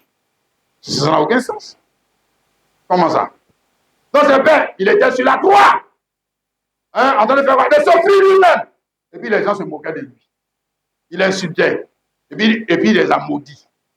Vous allez voir que je suis le Fils de Dieu. Vous allez voir que l'onction est sur moi. Je suis un grand serviteur de Dieu. Je vais vous maudire, je vous maudis. Jamais. Ça, c'est les sorciers qui prient comme ça. Ce n'est pas des enfants de Dieu. Ils sont prompts à maudire. Prompts à maudire. Prompts à maudire. Prompts à maudire. Ils ne sont pas capables de pardonner. Jamais. Ou du moins, ils se laissent emporter par leur couleur. Ils ne savent pas parler la parole. C'est ça. Tu dis que Jésus est ton Père. On dit, bon, sacrificateur, prie comme Jésus. Et puis, tu es en train de prier comme les sorciers. Vous maudissez les gens. Vas-y. C'est que tu n'es pas l'enfant du Père. Céleste. Tu es encore l'enfant de Kwaku. Vous voyez les Kwaku là? Les Kwaku là, quand ils sont fâchés là, quand on leur fait du mal là, c'est comme ça ils brillent. Il faut regarder les gens de ta lignée là. Ils brillent comment? Quand on leur fait du mal, ils brillent comment? Ils brillent, Père, pardonne-leur. Oh. Fétiche a déjà dit, Père, pardonne-le. Oh. Il va te maudire. Hein? Donc ça montre qu'il n'est pas dans l'arbre généalogique du Père céleste. Il est encore dans l'arbre généalogique des gens, les Jacomanes. C'est un Jacomane. Je te dis, il n'est pas converti. Il vient à l'église. Voilà. C'est là on voit Aïe. C'est facile. Comme Jésus a dit, c'est facile de bénir quelqu'un qui te bénit. Mais c'est facile de bénir quelqu'un qui te maudit. Qui te fait du mal. Et ça. On voit. Il y a un sacrificateur comme Jésus-Christ. Hein? Donc, avançons. Donc, il a dit, ils sont dans la reproduction exacte, précise et correcte du Père en tant que sacrificateur, parce qu'ils sont dans le même temple. OK? Amen. 2, ils sont dans la reproduction précise et correcte du Père en tant que roi. Non, le Père aussi, il est roi, non? Il est roi, non? C'est que son enfant est roi? C'est que son enfant aussi est roi. C'est un petit roi. Ah oui, tel il est, nous sommes. Ouais. S'il est roi, c'est que moi je suis roi. S'il est sacrificateur, c'est que moi je suis sacrificateur. Ok? S'il est prophète, c'est que moi aussi je suis prophète. Oui, c'est ce que je suis. Je suis ce qu'il est. Non, Père, ce n'est pas une récitation, monsieur. C'est une vie. C'est une vie qui se démontre par le Fils qui est sur la terre. Hein? C'est ça qu'on a lu dans 1 Pierre 9, le verset, pardon, 1 Pierre 2, le verset 9, là, non? Sacerdoce royal. Sacerdoce royal, ça veut dire qu'ils sont sacrificateurs et puis des rois. Maintenant, on a essayé à faire des rois. Royauté. Hein? Royauté. Alléluia!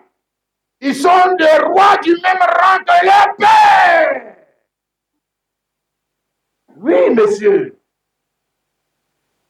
Hein? On avait lu là tout à l'heure, non? Je reviens dessus, Éphésiens chapitre 2, là.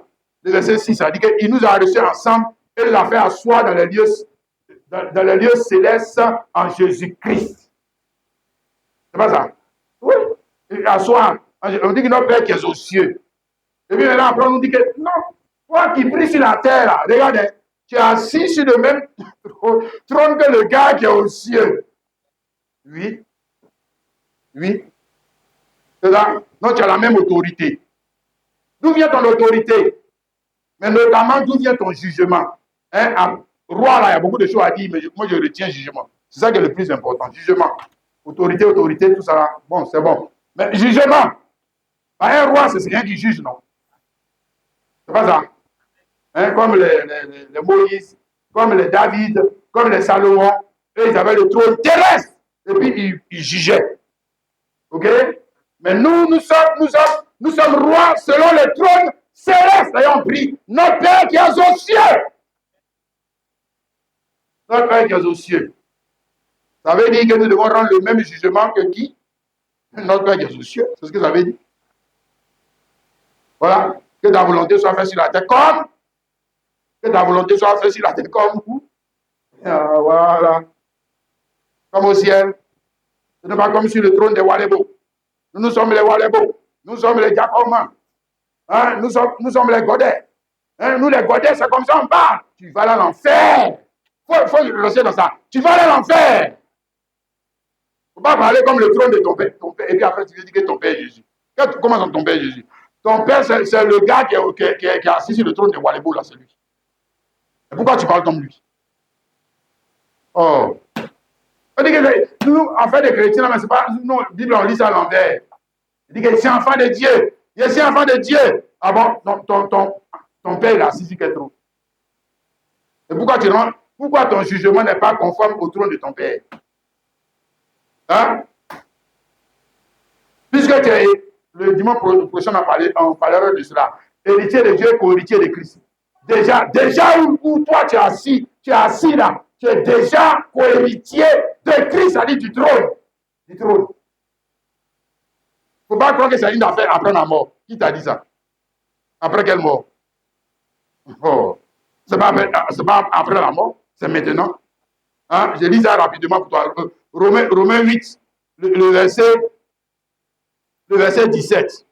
Il dit, oh, si nous sommes enfants, nous sommes aussi héritiers de Dieu et co-héritiers de Christ. Et Christ, il est où? Il est assis où? Christ est assis quelque part. Il est assis sur le trône céleste, non? Et puis on dit que toi, tu es co-héritier. Ça veut dire que j'hérite d'une même chose avec cette personne. C'est ça, co-héritier. S'il a hérité du trône, c'est que moi aussi j'ai hérité de quoi? Maintenant, quand moi je suis assis sur le trône là, mon jugement là, ça doit être le jugement de qui? De qui? Des baptises. Pourquoi?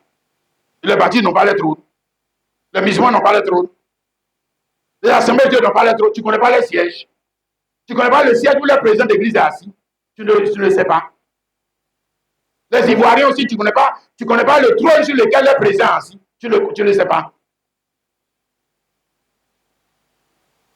En même temps, tu dis, je suis co-héritier. Co-héritier de Christ, donc dans ce cas, on parle en l'air. Dans ce cas, c'est que nous sommes des plaisantés. Nous sommes juste des plaisantés. Co-héritier de Christ, ça veut dire que, avec sa mort et sa résurrection et son ascension sur le trône, mon Père Jésus-Christ a fait de moi le co-héritier du trône. Mais là, le trône, là, mon jugement doit être comme celui de Dieu. Comme celui de Dieu. celui qui ne veut pas m'écouter, il aura affaire à Dieu. On n'a qu'à dire, voilà, c'est un petit ballon, il a des bavardiers là-bas. Ça, tu verras. Il ne faut pas écouter. Hein? Jugement. Oh. Alléluia. Jean chapitre 5, le verset 22 à 23, à 23. Le Père ne juge personne, mais il a remis tout jugement au Fils, afin que tous honorent le Fils, comme ils honorent le Père. Celui qui n'honore pas le Fils, n'honore pas le Père qui l'a envoyé. On dit c'est Jésus-Christ seulement.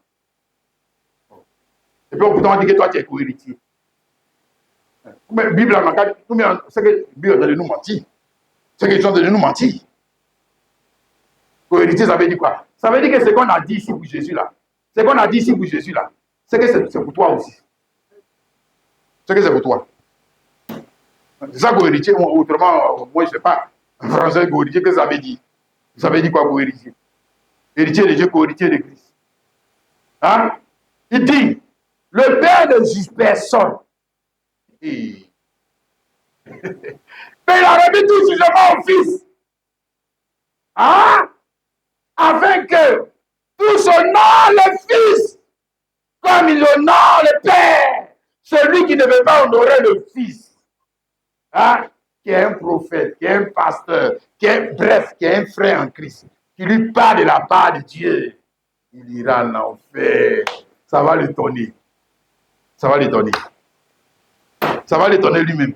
Non, c'était un bandit là qui me parlait. C'est un petit baoulé là qui me parlait. Hein? Est-ce que c'est toi-même qui m'avait parlé? Si. Parce que lui, le gars qui a parlé là, il fait partie de la révélation du mystère du Père. De son jugement. Les frères, fais attention. Alléluia. Fais attention. Amen et amen.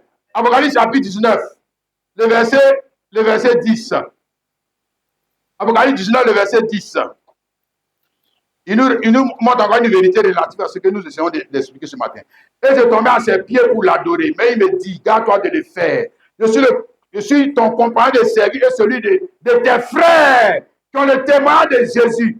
Adore Dieu, car le témoin de Jésus est l'esprit de la prophétie. L'esprit de la prophétie. Alléluia. Ouais, c'est ça. Hein? Donc, on parle ici de ceux qui ont le témoignage de Jésus. Le témoignage de Jésus ou le jugement de Jésus. Le témoignage, ça dit qu'est-ce que Jésus dit? Qu'est-ce que Jésus dit des baptistes? Qu'est-ce que Jésus dit des catholiques? Qu'est-ce que Jésus dit des Jacobins, des gens de mon village? Qu'est-ce que Jésus dit des Baboulés? Qu'est-ce que Jésus dit des Ivoiriens? C'est ça le témoignage, non? C'est pas ça. De Jésus. Et puis on dit que le témoignage de Jésus, ce que Jésus dit là, ça y est avec des hommes. Ouais. Et le témoignage de Jésus là, c'est l'esprit de la prophétie. Et on va arriver là. Ça c'est le troisième point là. Prophète. Là, ils sont quoi? Ils sont des sacrificateurs, des rois. Voilà, prophète. C'est ça qu'il a dit là. Prophète. Hein? Mais on est encore sur le jugement. Jugement ou témoignage de Jésus. Ou jugement de Jésus. Et le jugement de Jésus est rendu par qui? Et qui? Par qui? Mais ceux qui sont sur le même trône que lui. Aïe. Comment Jésus va te faire connaître son jugement? Ah, maintenant, toi, comme nous sommes des charmes, tu vois, le gars là, lui, il prend son temps à juger. Il prend son temps à condamner. Mais Jésus, là, il n'a qu'à te dire son jugement comment? Comment? Il n'a qu'à te parler depuis le ciel. Aïe. Là, il y a un problème. On dit que notre Père qui est aux cieux. Ça veut dire que la reproduction du personnage sur la terre. C'est que depuis le ciel, là, quand il te parle, là, il y a un poste téléviseur. Il y a un poste récepteur qui va te faire entendre la voix. C'est ce que ça veut dire. Aïe. C'est son fils. C'est son corps, c'est son église. C'est sa servante. Celui qui a relation avec lui, là, c'est par lui qu'il va te faire entendre sa voix. Mais tu veux que ça vienne comment? Mais là, tu as un problème, hein? Tu as un problème. Ceux qui ont le témoignage de Jésus, témoignage relatif à quoi ou à qui? Pose-toi la question. On dit, voilà, Jésus, il a rendu témoignage. Il a dit, ça c'est bon, ça c'est mauvais. Ça c'est bon, ça c'est mauvais. Maintenant, il le dit au travers de qui? Hein? Maintenant, on va commencer à dire, toi-même, tu ne pêches pas. Toi-même, tu ne pêches pas. Tu iras en enfer. Toi-même, tu ne pêches pas là. Toi-même, tu ne pêches pas là. Ça, c'est le sorcier qui est dans ta tête qui te fait dire ça. C'est le sorcier qui est dans ta tête. Le diable qui est dans ta tête là. C'est lui qui te fait dire ça. Hein? Sinon, si tu es un homme spirituel, tu peux comprendre ce qu'on te dit. Si, tu peux comprendre ce qu'on te dit. 1 Corinthiens chapitre 2, le verset 14 à 16. Mais l'homme animal ne reçoit pas les choses de l'Esprit de Dieu, car ils sont une folie pour lui. Il ne peut les connaître parce que c'est spirituellement qu'on en juge. C'est l'homme animal, c'est-à-dire il n'est pas converti. Il a des difficultés, à accepter le mystère de Dieu révélé par des hommes que lui voit aussi, il voit aussi même souvent des faiblesses en eux. Il a des difficultés à recevoir ça. Ah oui, il va te parler comment? Bible, même tous ceux qui ont écrit Bible là, c'est l'ange Gabriel. C'est l'ange Gabriel qui avait écrit Bible. C'est Dieu lui-même qui a écrit Bible. Ouais. Mais c'est des hommes. C'est des hommes. C'est des hommes. Maintenant, qui va interpréter cette Bible de manière correcte et précise? C'est toujours des hommes. Parce que le mystère de Dieu, il a rendu l'homme partenaire dans la révélation du mystère. Oui. C'est ça que j'en ai expliqué. Maintenant, celui qui ne veut pas recevoir, celui qui a des difficultés à recevoir, là, ce n'est pas celui qui presse qui est problème, c'est lui qui est problème. Hein? Je relis ça. Mais l'homme animal ne sait pas les choses de l'Esprit de Dieu, car elles sont une folie pour lui. Il ne peut les connaître parce que c'est spirituellement qu'on en juge. Mais l'homme spirituel, au contraire, juge de tout. Il est lui-même jugé par personne. L'homme spirituel juge de tout. De tout. Et pourquoi? Mais parce qu'il a le jugement de Dieu. Donc il n'a qu'à se taire. Donc il doit montrer aux hommes, ce n'est pas la morale. L'évangile, ce n'est pas la morale. Il doit montrer aux hommes, ça c'est bon, ça c'est mauvais. Il doit avertir les hommes. Non, n'allez pas dans cette direction. Ça, c'est pas la direction de Dieu. Il doit les avertir. Il n'a qu'à se taire. C'est que ce n'est pas un prophète de Dieu. C'est que ce n'est pas une porte-parole de Dieu. C'est ça qui n'est pas dans le mystère de Dieu. Hein? Qui a connu la pensée du Seigneur pour l'instant? Oh, nous avons la pensée de Christ. Nous avons la pensée de Christ. Maintenant, on dit que c'est les Paul et les Pierre qui ont la et pas les hommes. Oh. Nous avons la pensée de Christ. La pensée de Christ relative au mystère relatif à sa parole. Alléluia. Maintenant, j'ai dit, troisième chose, c'est quoi? Prophète. Première chose, c'est quoi? Notre Père qui est aux cieux. Il est quoi? Hein? Il est sacrificateur. Donc, ça veut dire que celui qui prie là serait sacrificateur. Oui. Il est en train d'exercer la fonction de sacrificateur. Celui qui prie là. Alléluia. C'est lui le médiateur entre sa famille, entre l'autre et puis Dieu. Celui qui prie là, c'est lui le médiateur. Je ne parle pas du pasteur, je parle de toi. Je parle de toi. Hein? 2. Ça veut dire aussi que notre Père qui est aux cieux, c'est le roi.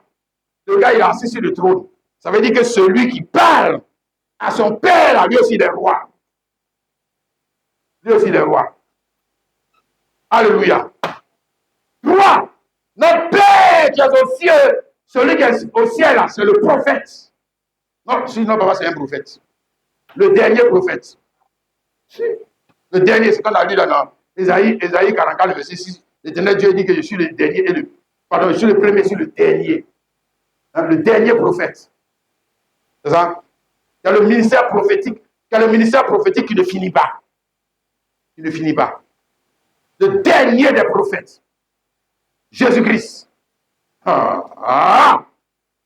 que son enfant, c'est prophète. S'il est pasteur, c'est que son enfant, c'est pasteur. S'il est apôtre, c'est que son enfant, c'est apôtre. C'est comme ça son enfant ne devient pas prophète parce qu'il est sorti d'une école théologique. Non, son enfant devient prophète parce que lui, il a mis au monde. Et il lui donne l'attribut. Il lui donne cet attribut. Ouais. Et Deutéronome chapitre 18, on va commencer même dans l'ancienne loi. Hein, pour avancer, dans l'ancienne loi. Deutéronome chapitre 18, le verset 15 à 19. C'est le dernier point.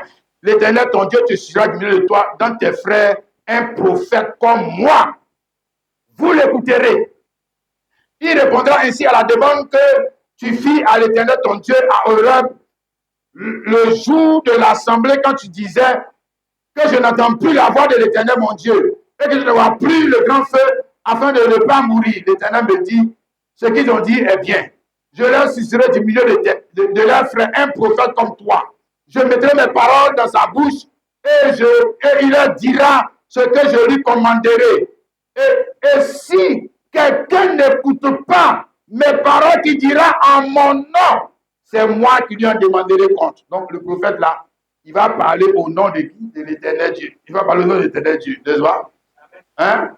Voilà, puis maintenant le prophète là, maintenant quand il est venu, il dit que quand tu pries, il faut dire notre Père qui est aux cieux, que ton nom. Maintenant il parle de quel nom? Il parle de ici là. Regarde. Bible a dit ça.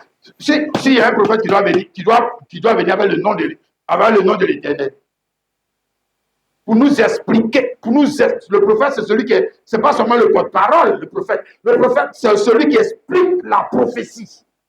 Il rend clair la parole. Ouais. Pour que tu puisses comprendre le sens de la parole. C'est ça, ministère prophétique. C'est pas une fouette. C'est-à-dire qu'un gars qui voit seulement des sons.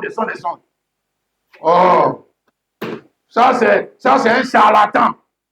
Maintenant, il dit, viens lire la Bible. Il dit non, que ce n'est pas ça Dieu. Comment ça n'est pas ça Dieu? Viens dans la Bible là maintenant. Hein? C'est pas un diseur de bonne aventure. Non. Jean-Baptiste était le plus grand. Jean-Baptiste était plus grand que Moïse. Mais Jean-Baptiste n'a jamais chassé des démons. Non, on nous a tout est tellement mal interprété qu'on cherche des diseurs de bonne aventure. Nous, on l'appelle prophète. Lui, c'est un prophète. Il ne peut pas expliquer l'écriture. Pour que l'enfant de Dieu puisse savoir dans quelle direction il faut aller. Il ne peut pas. Oh, un plaisantin. Mon frère, regarde. Ici, allons court avec Jésus-Christ. On aurait pu faire des détours, mais ça nous prend trop de temps. Luc chapitre 24, à partir du verset 25. Alors Jésus leur dit, ô homme sans intelligence, et dont le cœur est lent à croire tout ce qu'ont dit les prophètes, ne fallait-il pas que le Christ souffrit ces choses et qui entra dans sa gloire, et commençant par Moïse et par tous les prophètes, il leur expliqua dans toutes les Écritures ce qui les concernait. Voilà le prophète. Le voici. Je lis le prophète qu'on a parlé là-bas. Là. Le voici ici. Dans sa forme et sa figure parfaite, Jésus-Christ. Il en a de faire quoi? Il en a d'expliquer l'Écriture. Commençant par Moïse, il a commencé à l'expliquer toutes les Écritures. Venez.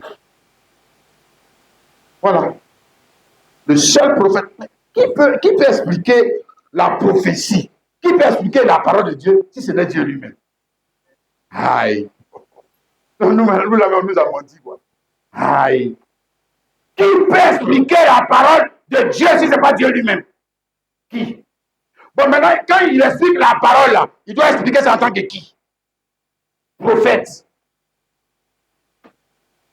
Oui. C'est en tant que prophète qui va venir expliquer la parole. Donc, c'est ça qu'il a dit aux enfants d'Israël là. Je vais susciter un prophète comme toi, Moïse. Quand il va venir à mon nom. Et il va vous expliquer l'écriture. Toute l'écriture. Celui qui aura l'audace de ne pas l'écouter, l'aura affaire à moi. Voilà. Et les Juifs n'ont pas voulu l'écouter. Ils ont vu dedans. Si, ils ont vu dedans. Hein? Maintenant, regarde ce prophète. Hein, on vient, c'est pas fini. Hein. C'est pas fini. Ce que tu as lu comme ça, puis tu t'arrêtes là. C'est que toi-même, là, lui, là, tu n'as pas bien compris. C'est pas fini. Regarde ce que le prophète l'a dit. Hein? Ici, dans Jean chapitre 14, commençons. Jean chapitre 14, à partir du verset 17. Il dit, l'esprit de vérité, que le monde ne peut recevoir, parce qu'il ne le connaît point. Il ne le voit point, il ne le connaît point. Mais vous le connaissez, car il demeure avec vous, il sera en vous. Je ne vous laisserai pas orphelin, je viendrai à vous encore un peu de temps. Et le monde ne me verra plus. Mais vous me verrez, quand je viens, vous vivrez aussi. En ces jours-là, vous connaîtrez que je suis en mon Père, que vous êtes en moi et que je suis en vous. Deuxième passage, hein, pour aller vite. Jean 16, le verset 3. 13. Quand le consolateur sera venu, l'esprit de vérité, il vous conduira dans toute la vérité. Quand il ne parlera pas de lui-même, mais il dira tout ce qu'il aura entendu et vous annoncera les choses à venir. Alléluia. Maintenant, lui, on a dit là, c'est le prophète. Hein? Il a dit, je suis le chemin, la vérité, la vie. Si ce prophète, c'est ce qu'il a dit. N'est-ce pas? Maintenant, dans Jean 14, on voit qu'il est en train de parler de quoi? Esprit de vérité. N'est-ce pas? Esprit de vérité, ça veut dire que quand il meurt, il ressuscite. C'est ça qu'il est en train de t'expliquer maintenant. Quand il va mourir, il va ressusciter. Hein? Tu vas le retrouver pour maintenant. Puisqu'il est esprit de vérité. Si l'esprit de vérité, c'est que tu dois le retrouver. Tu dois le retrouver dans son enfant.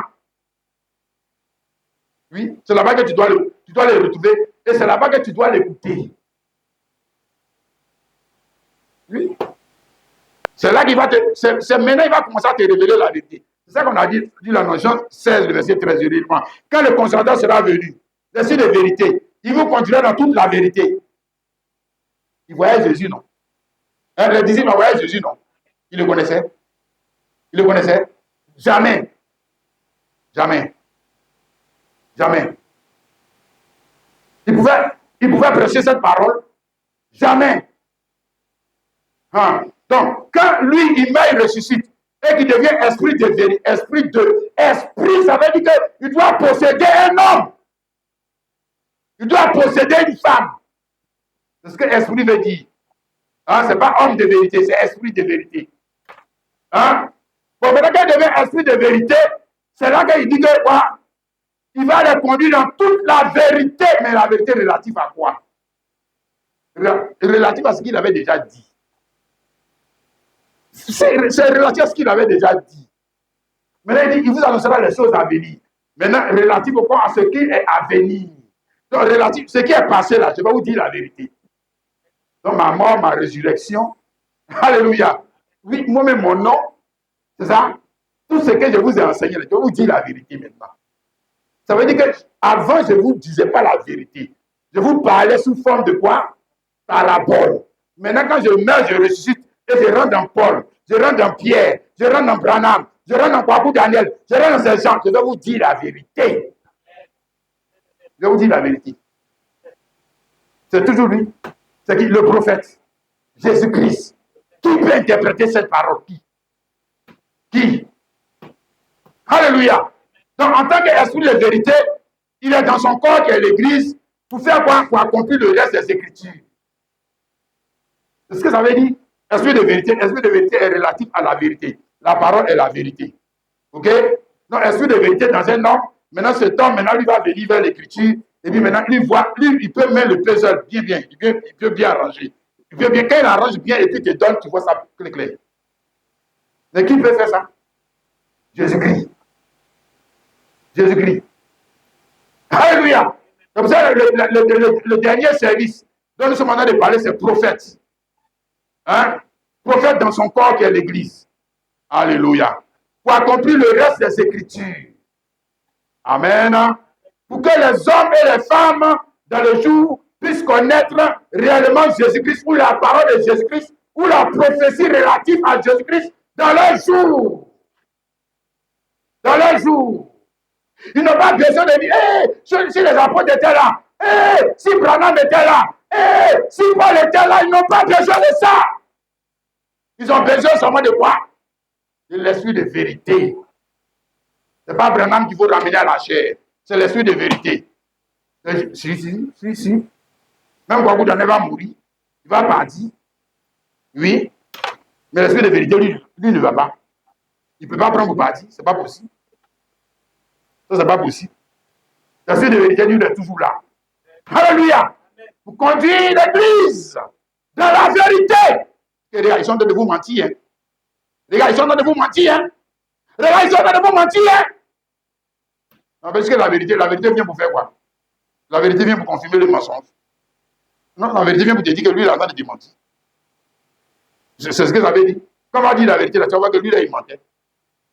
Il est en train de me mentir. Hein?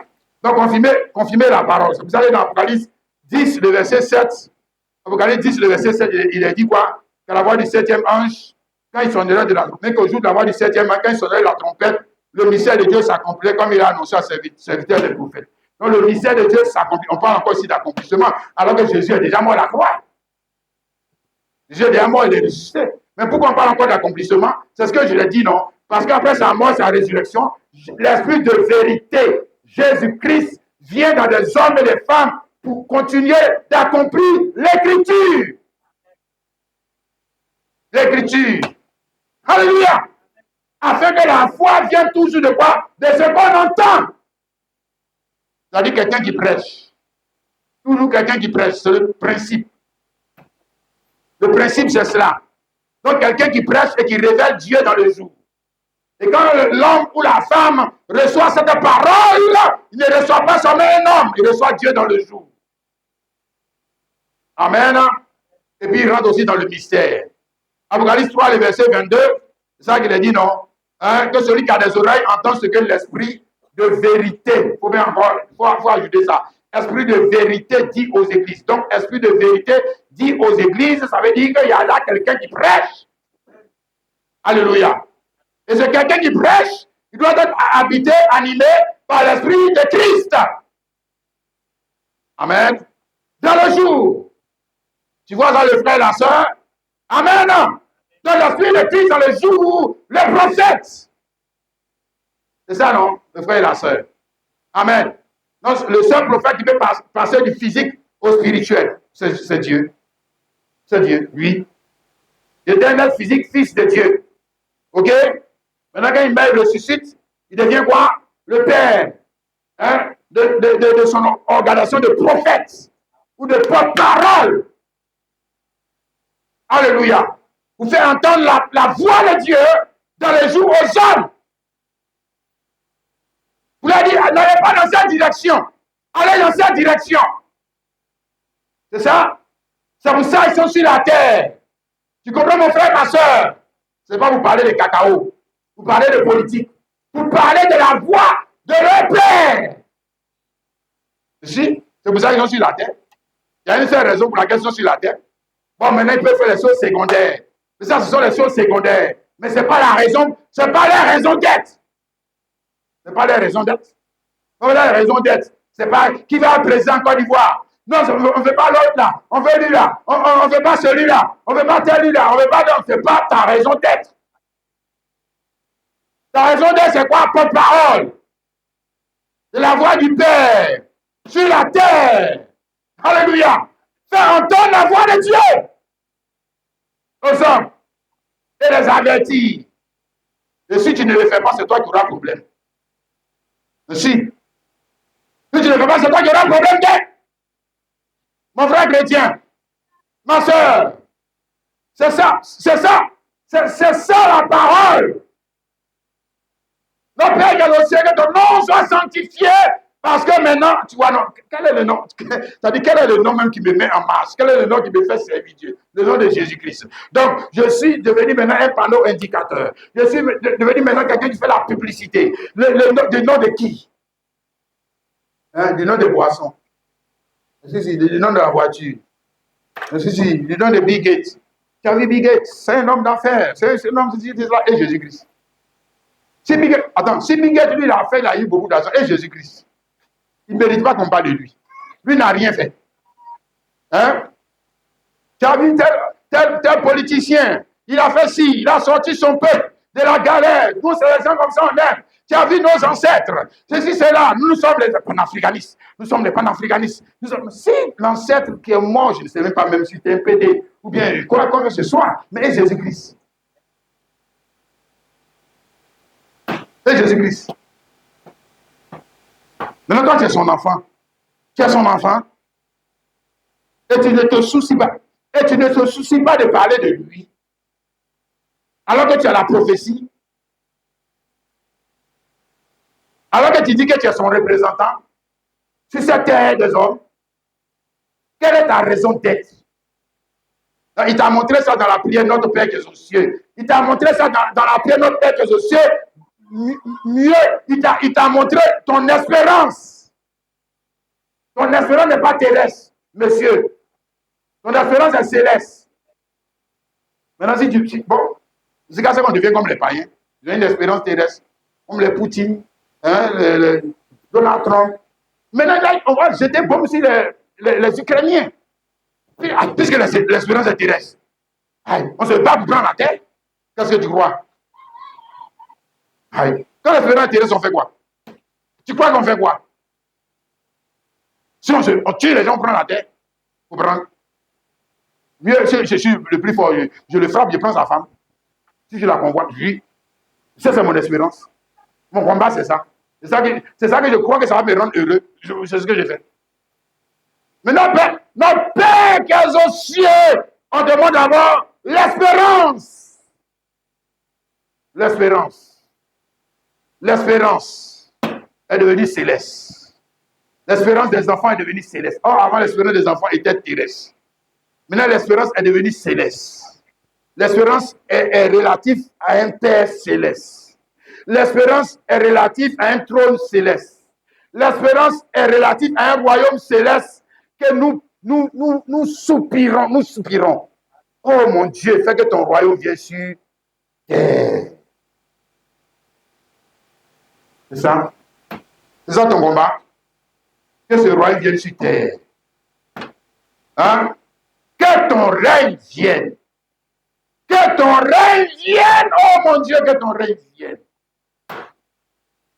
Qu'on arrête de souffrir de la main des païens là. Que ton règne vienne. Qu'on arrête de souffrir de la main des hommes injustes. Des hommes maudits qui apportent le malheur sur la terre.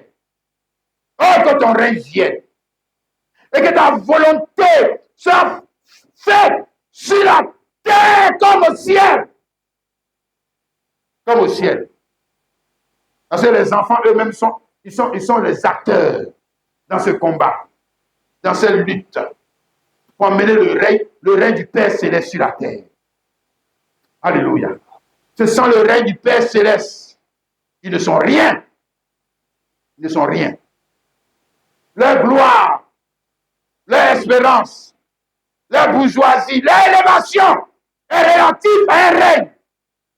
À un règne. À un règne. Pas le règne des gens du PDCI. Non, monsieur. Pas le règne des gens du PPA. Non, si lui, il prend le pouvoir, ça ira mieux. Non, aucun va prendre le pouvoir, puis ça va aller mieux. Jamais. Jamais. Sinon, le Père Céleste. Sinon, le Père Céleste. Aucun va prendre le pouvoir et ça va aller mieux. Aucun. Car ils appartiennent tous à l'ordre déchu. Ils appartiennent tous à la même lignée des enfants, des hommes déçus. Déçus de la grâce. Il n'y a aucune promesse de rédemption dans leur nom. Il n'y en a pas. Il n'y a aucune promesse de consolation dans leur nom. Il n'y a aucune promesse de délivrance dans leur nom. Il n'y a aucune espérance ou un lendemain meilleur dans leur nom. Mais il y a un seul dont le nom est synonyme d'espoir, d'un lendemain meilleur. C'est ça qu'il a dit. Frère, le Père Céleste, oh, que ton nom soit sanctifié, que ton règne vienne, que ton règne vienne dans cette assemblée, que ton règne vienne dans la vie des hommes et des femmes. Parce que quand son règne vient dans la vie d'un homme, il le délivre du règne du diable qui est en lui, du règne du péché qui est en lui, du règne de la colère qui est en lui, du règne du mensonge qui est en lui, du règne de l'hypocrisie qui est en lui, du règne que son Père lui a donné. Il le délivre. Alléluia. Et il fait de lui un enfant de Dieu. Un enfant de Dieu. Alléluia. Amen. Dieu ne crée pas. Dieu ne crée pas seulement. Il a mieux. Il fait mieux. Mais Dieu fait mieux. Hein? Un jour, peut-être qu'on en parlera. Dieu fait mieux que de créer. Dieu restaure ce qui était gâté. Voilà. C'est là qu'on voit qu'il est Dieu. Quand la chose n'est pas encore gâtée, on dit il est fort. Mais si ça se gâte, on voit si tu peux arranger. On voit. Hein, ouais. Si tu peux arranger, tu peux arranger. Et si tu es sûr que si tu arranges, ça va devenir comme avant. Non, ça ne peut pas devenir comme avant. Aucun homme ne peut arranger ce qui est gâté et puis ramener ça comme avant. Aucun. Aucun ne peut. Non, il ne peut pas. Mais il y en a un qui peut. Alléluia. Notre Père qui est aux cieux, avant nous étions gâtés. Le péché nous avait déformés. Les sorciers nous ont déformés. Changer notre jugement. Changer notre vision. Et il ne nous a même pas ramené là où on était avant. Non. Non. Il n'a pas fait ça. Il faut bien dire la prière là. C'est notre Père qui est aux cieux. Et avant là, est-ce que nous étions, notre pouvoir, notre dignité était relative au trône céleste? Non. Non. On avait tous les biens relatifs à la terre. Donc, il ne nous ramène pas. Quand on dit Jésus nous a sauvés, ce n'est pas pour nous ramener là où tu étais avant. Non. Non. Ce n'est pas ça. C'est pour t'envoyer là où tu n'espérais même pas, être. C'est là-bas qu'il t'envoie. Et c'est quoi? Ça va parler le dimanche prochain. Héritier. Co-héritier. Héritier de Dieu. Co-héritier à la Grèce. Hein? Ouais. Héritier de Dieu. Frère, ce n'est pas compter les gens. Oh. C'est pas l'aigle le lièvre. Non, le frère. C'est pas l'aigle le lièvre. C'est ça la vérité. L'évangile de la vérité. L'évangile relatif au nom de Jésus-Christ qui nous donne le pouvoir, le droit et le devoir d'être quoi? Héritier et co-héritier de Christ. Ça, c'est quelque chose qu'on n'avait pas pensé. Alléluia. Alléluia. Que Dieu nous aide. Que Dieu nous aide. Que Dieu nous aide. Alléluia. À rester fidèle à lui. Hein, vous allez vous tenir debout. Puis ensemble, nous allons demander la grâce de Dieu. Nous allons demander la grâce de Dieu. Nous allons demander la grâce de Dieu.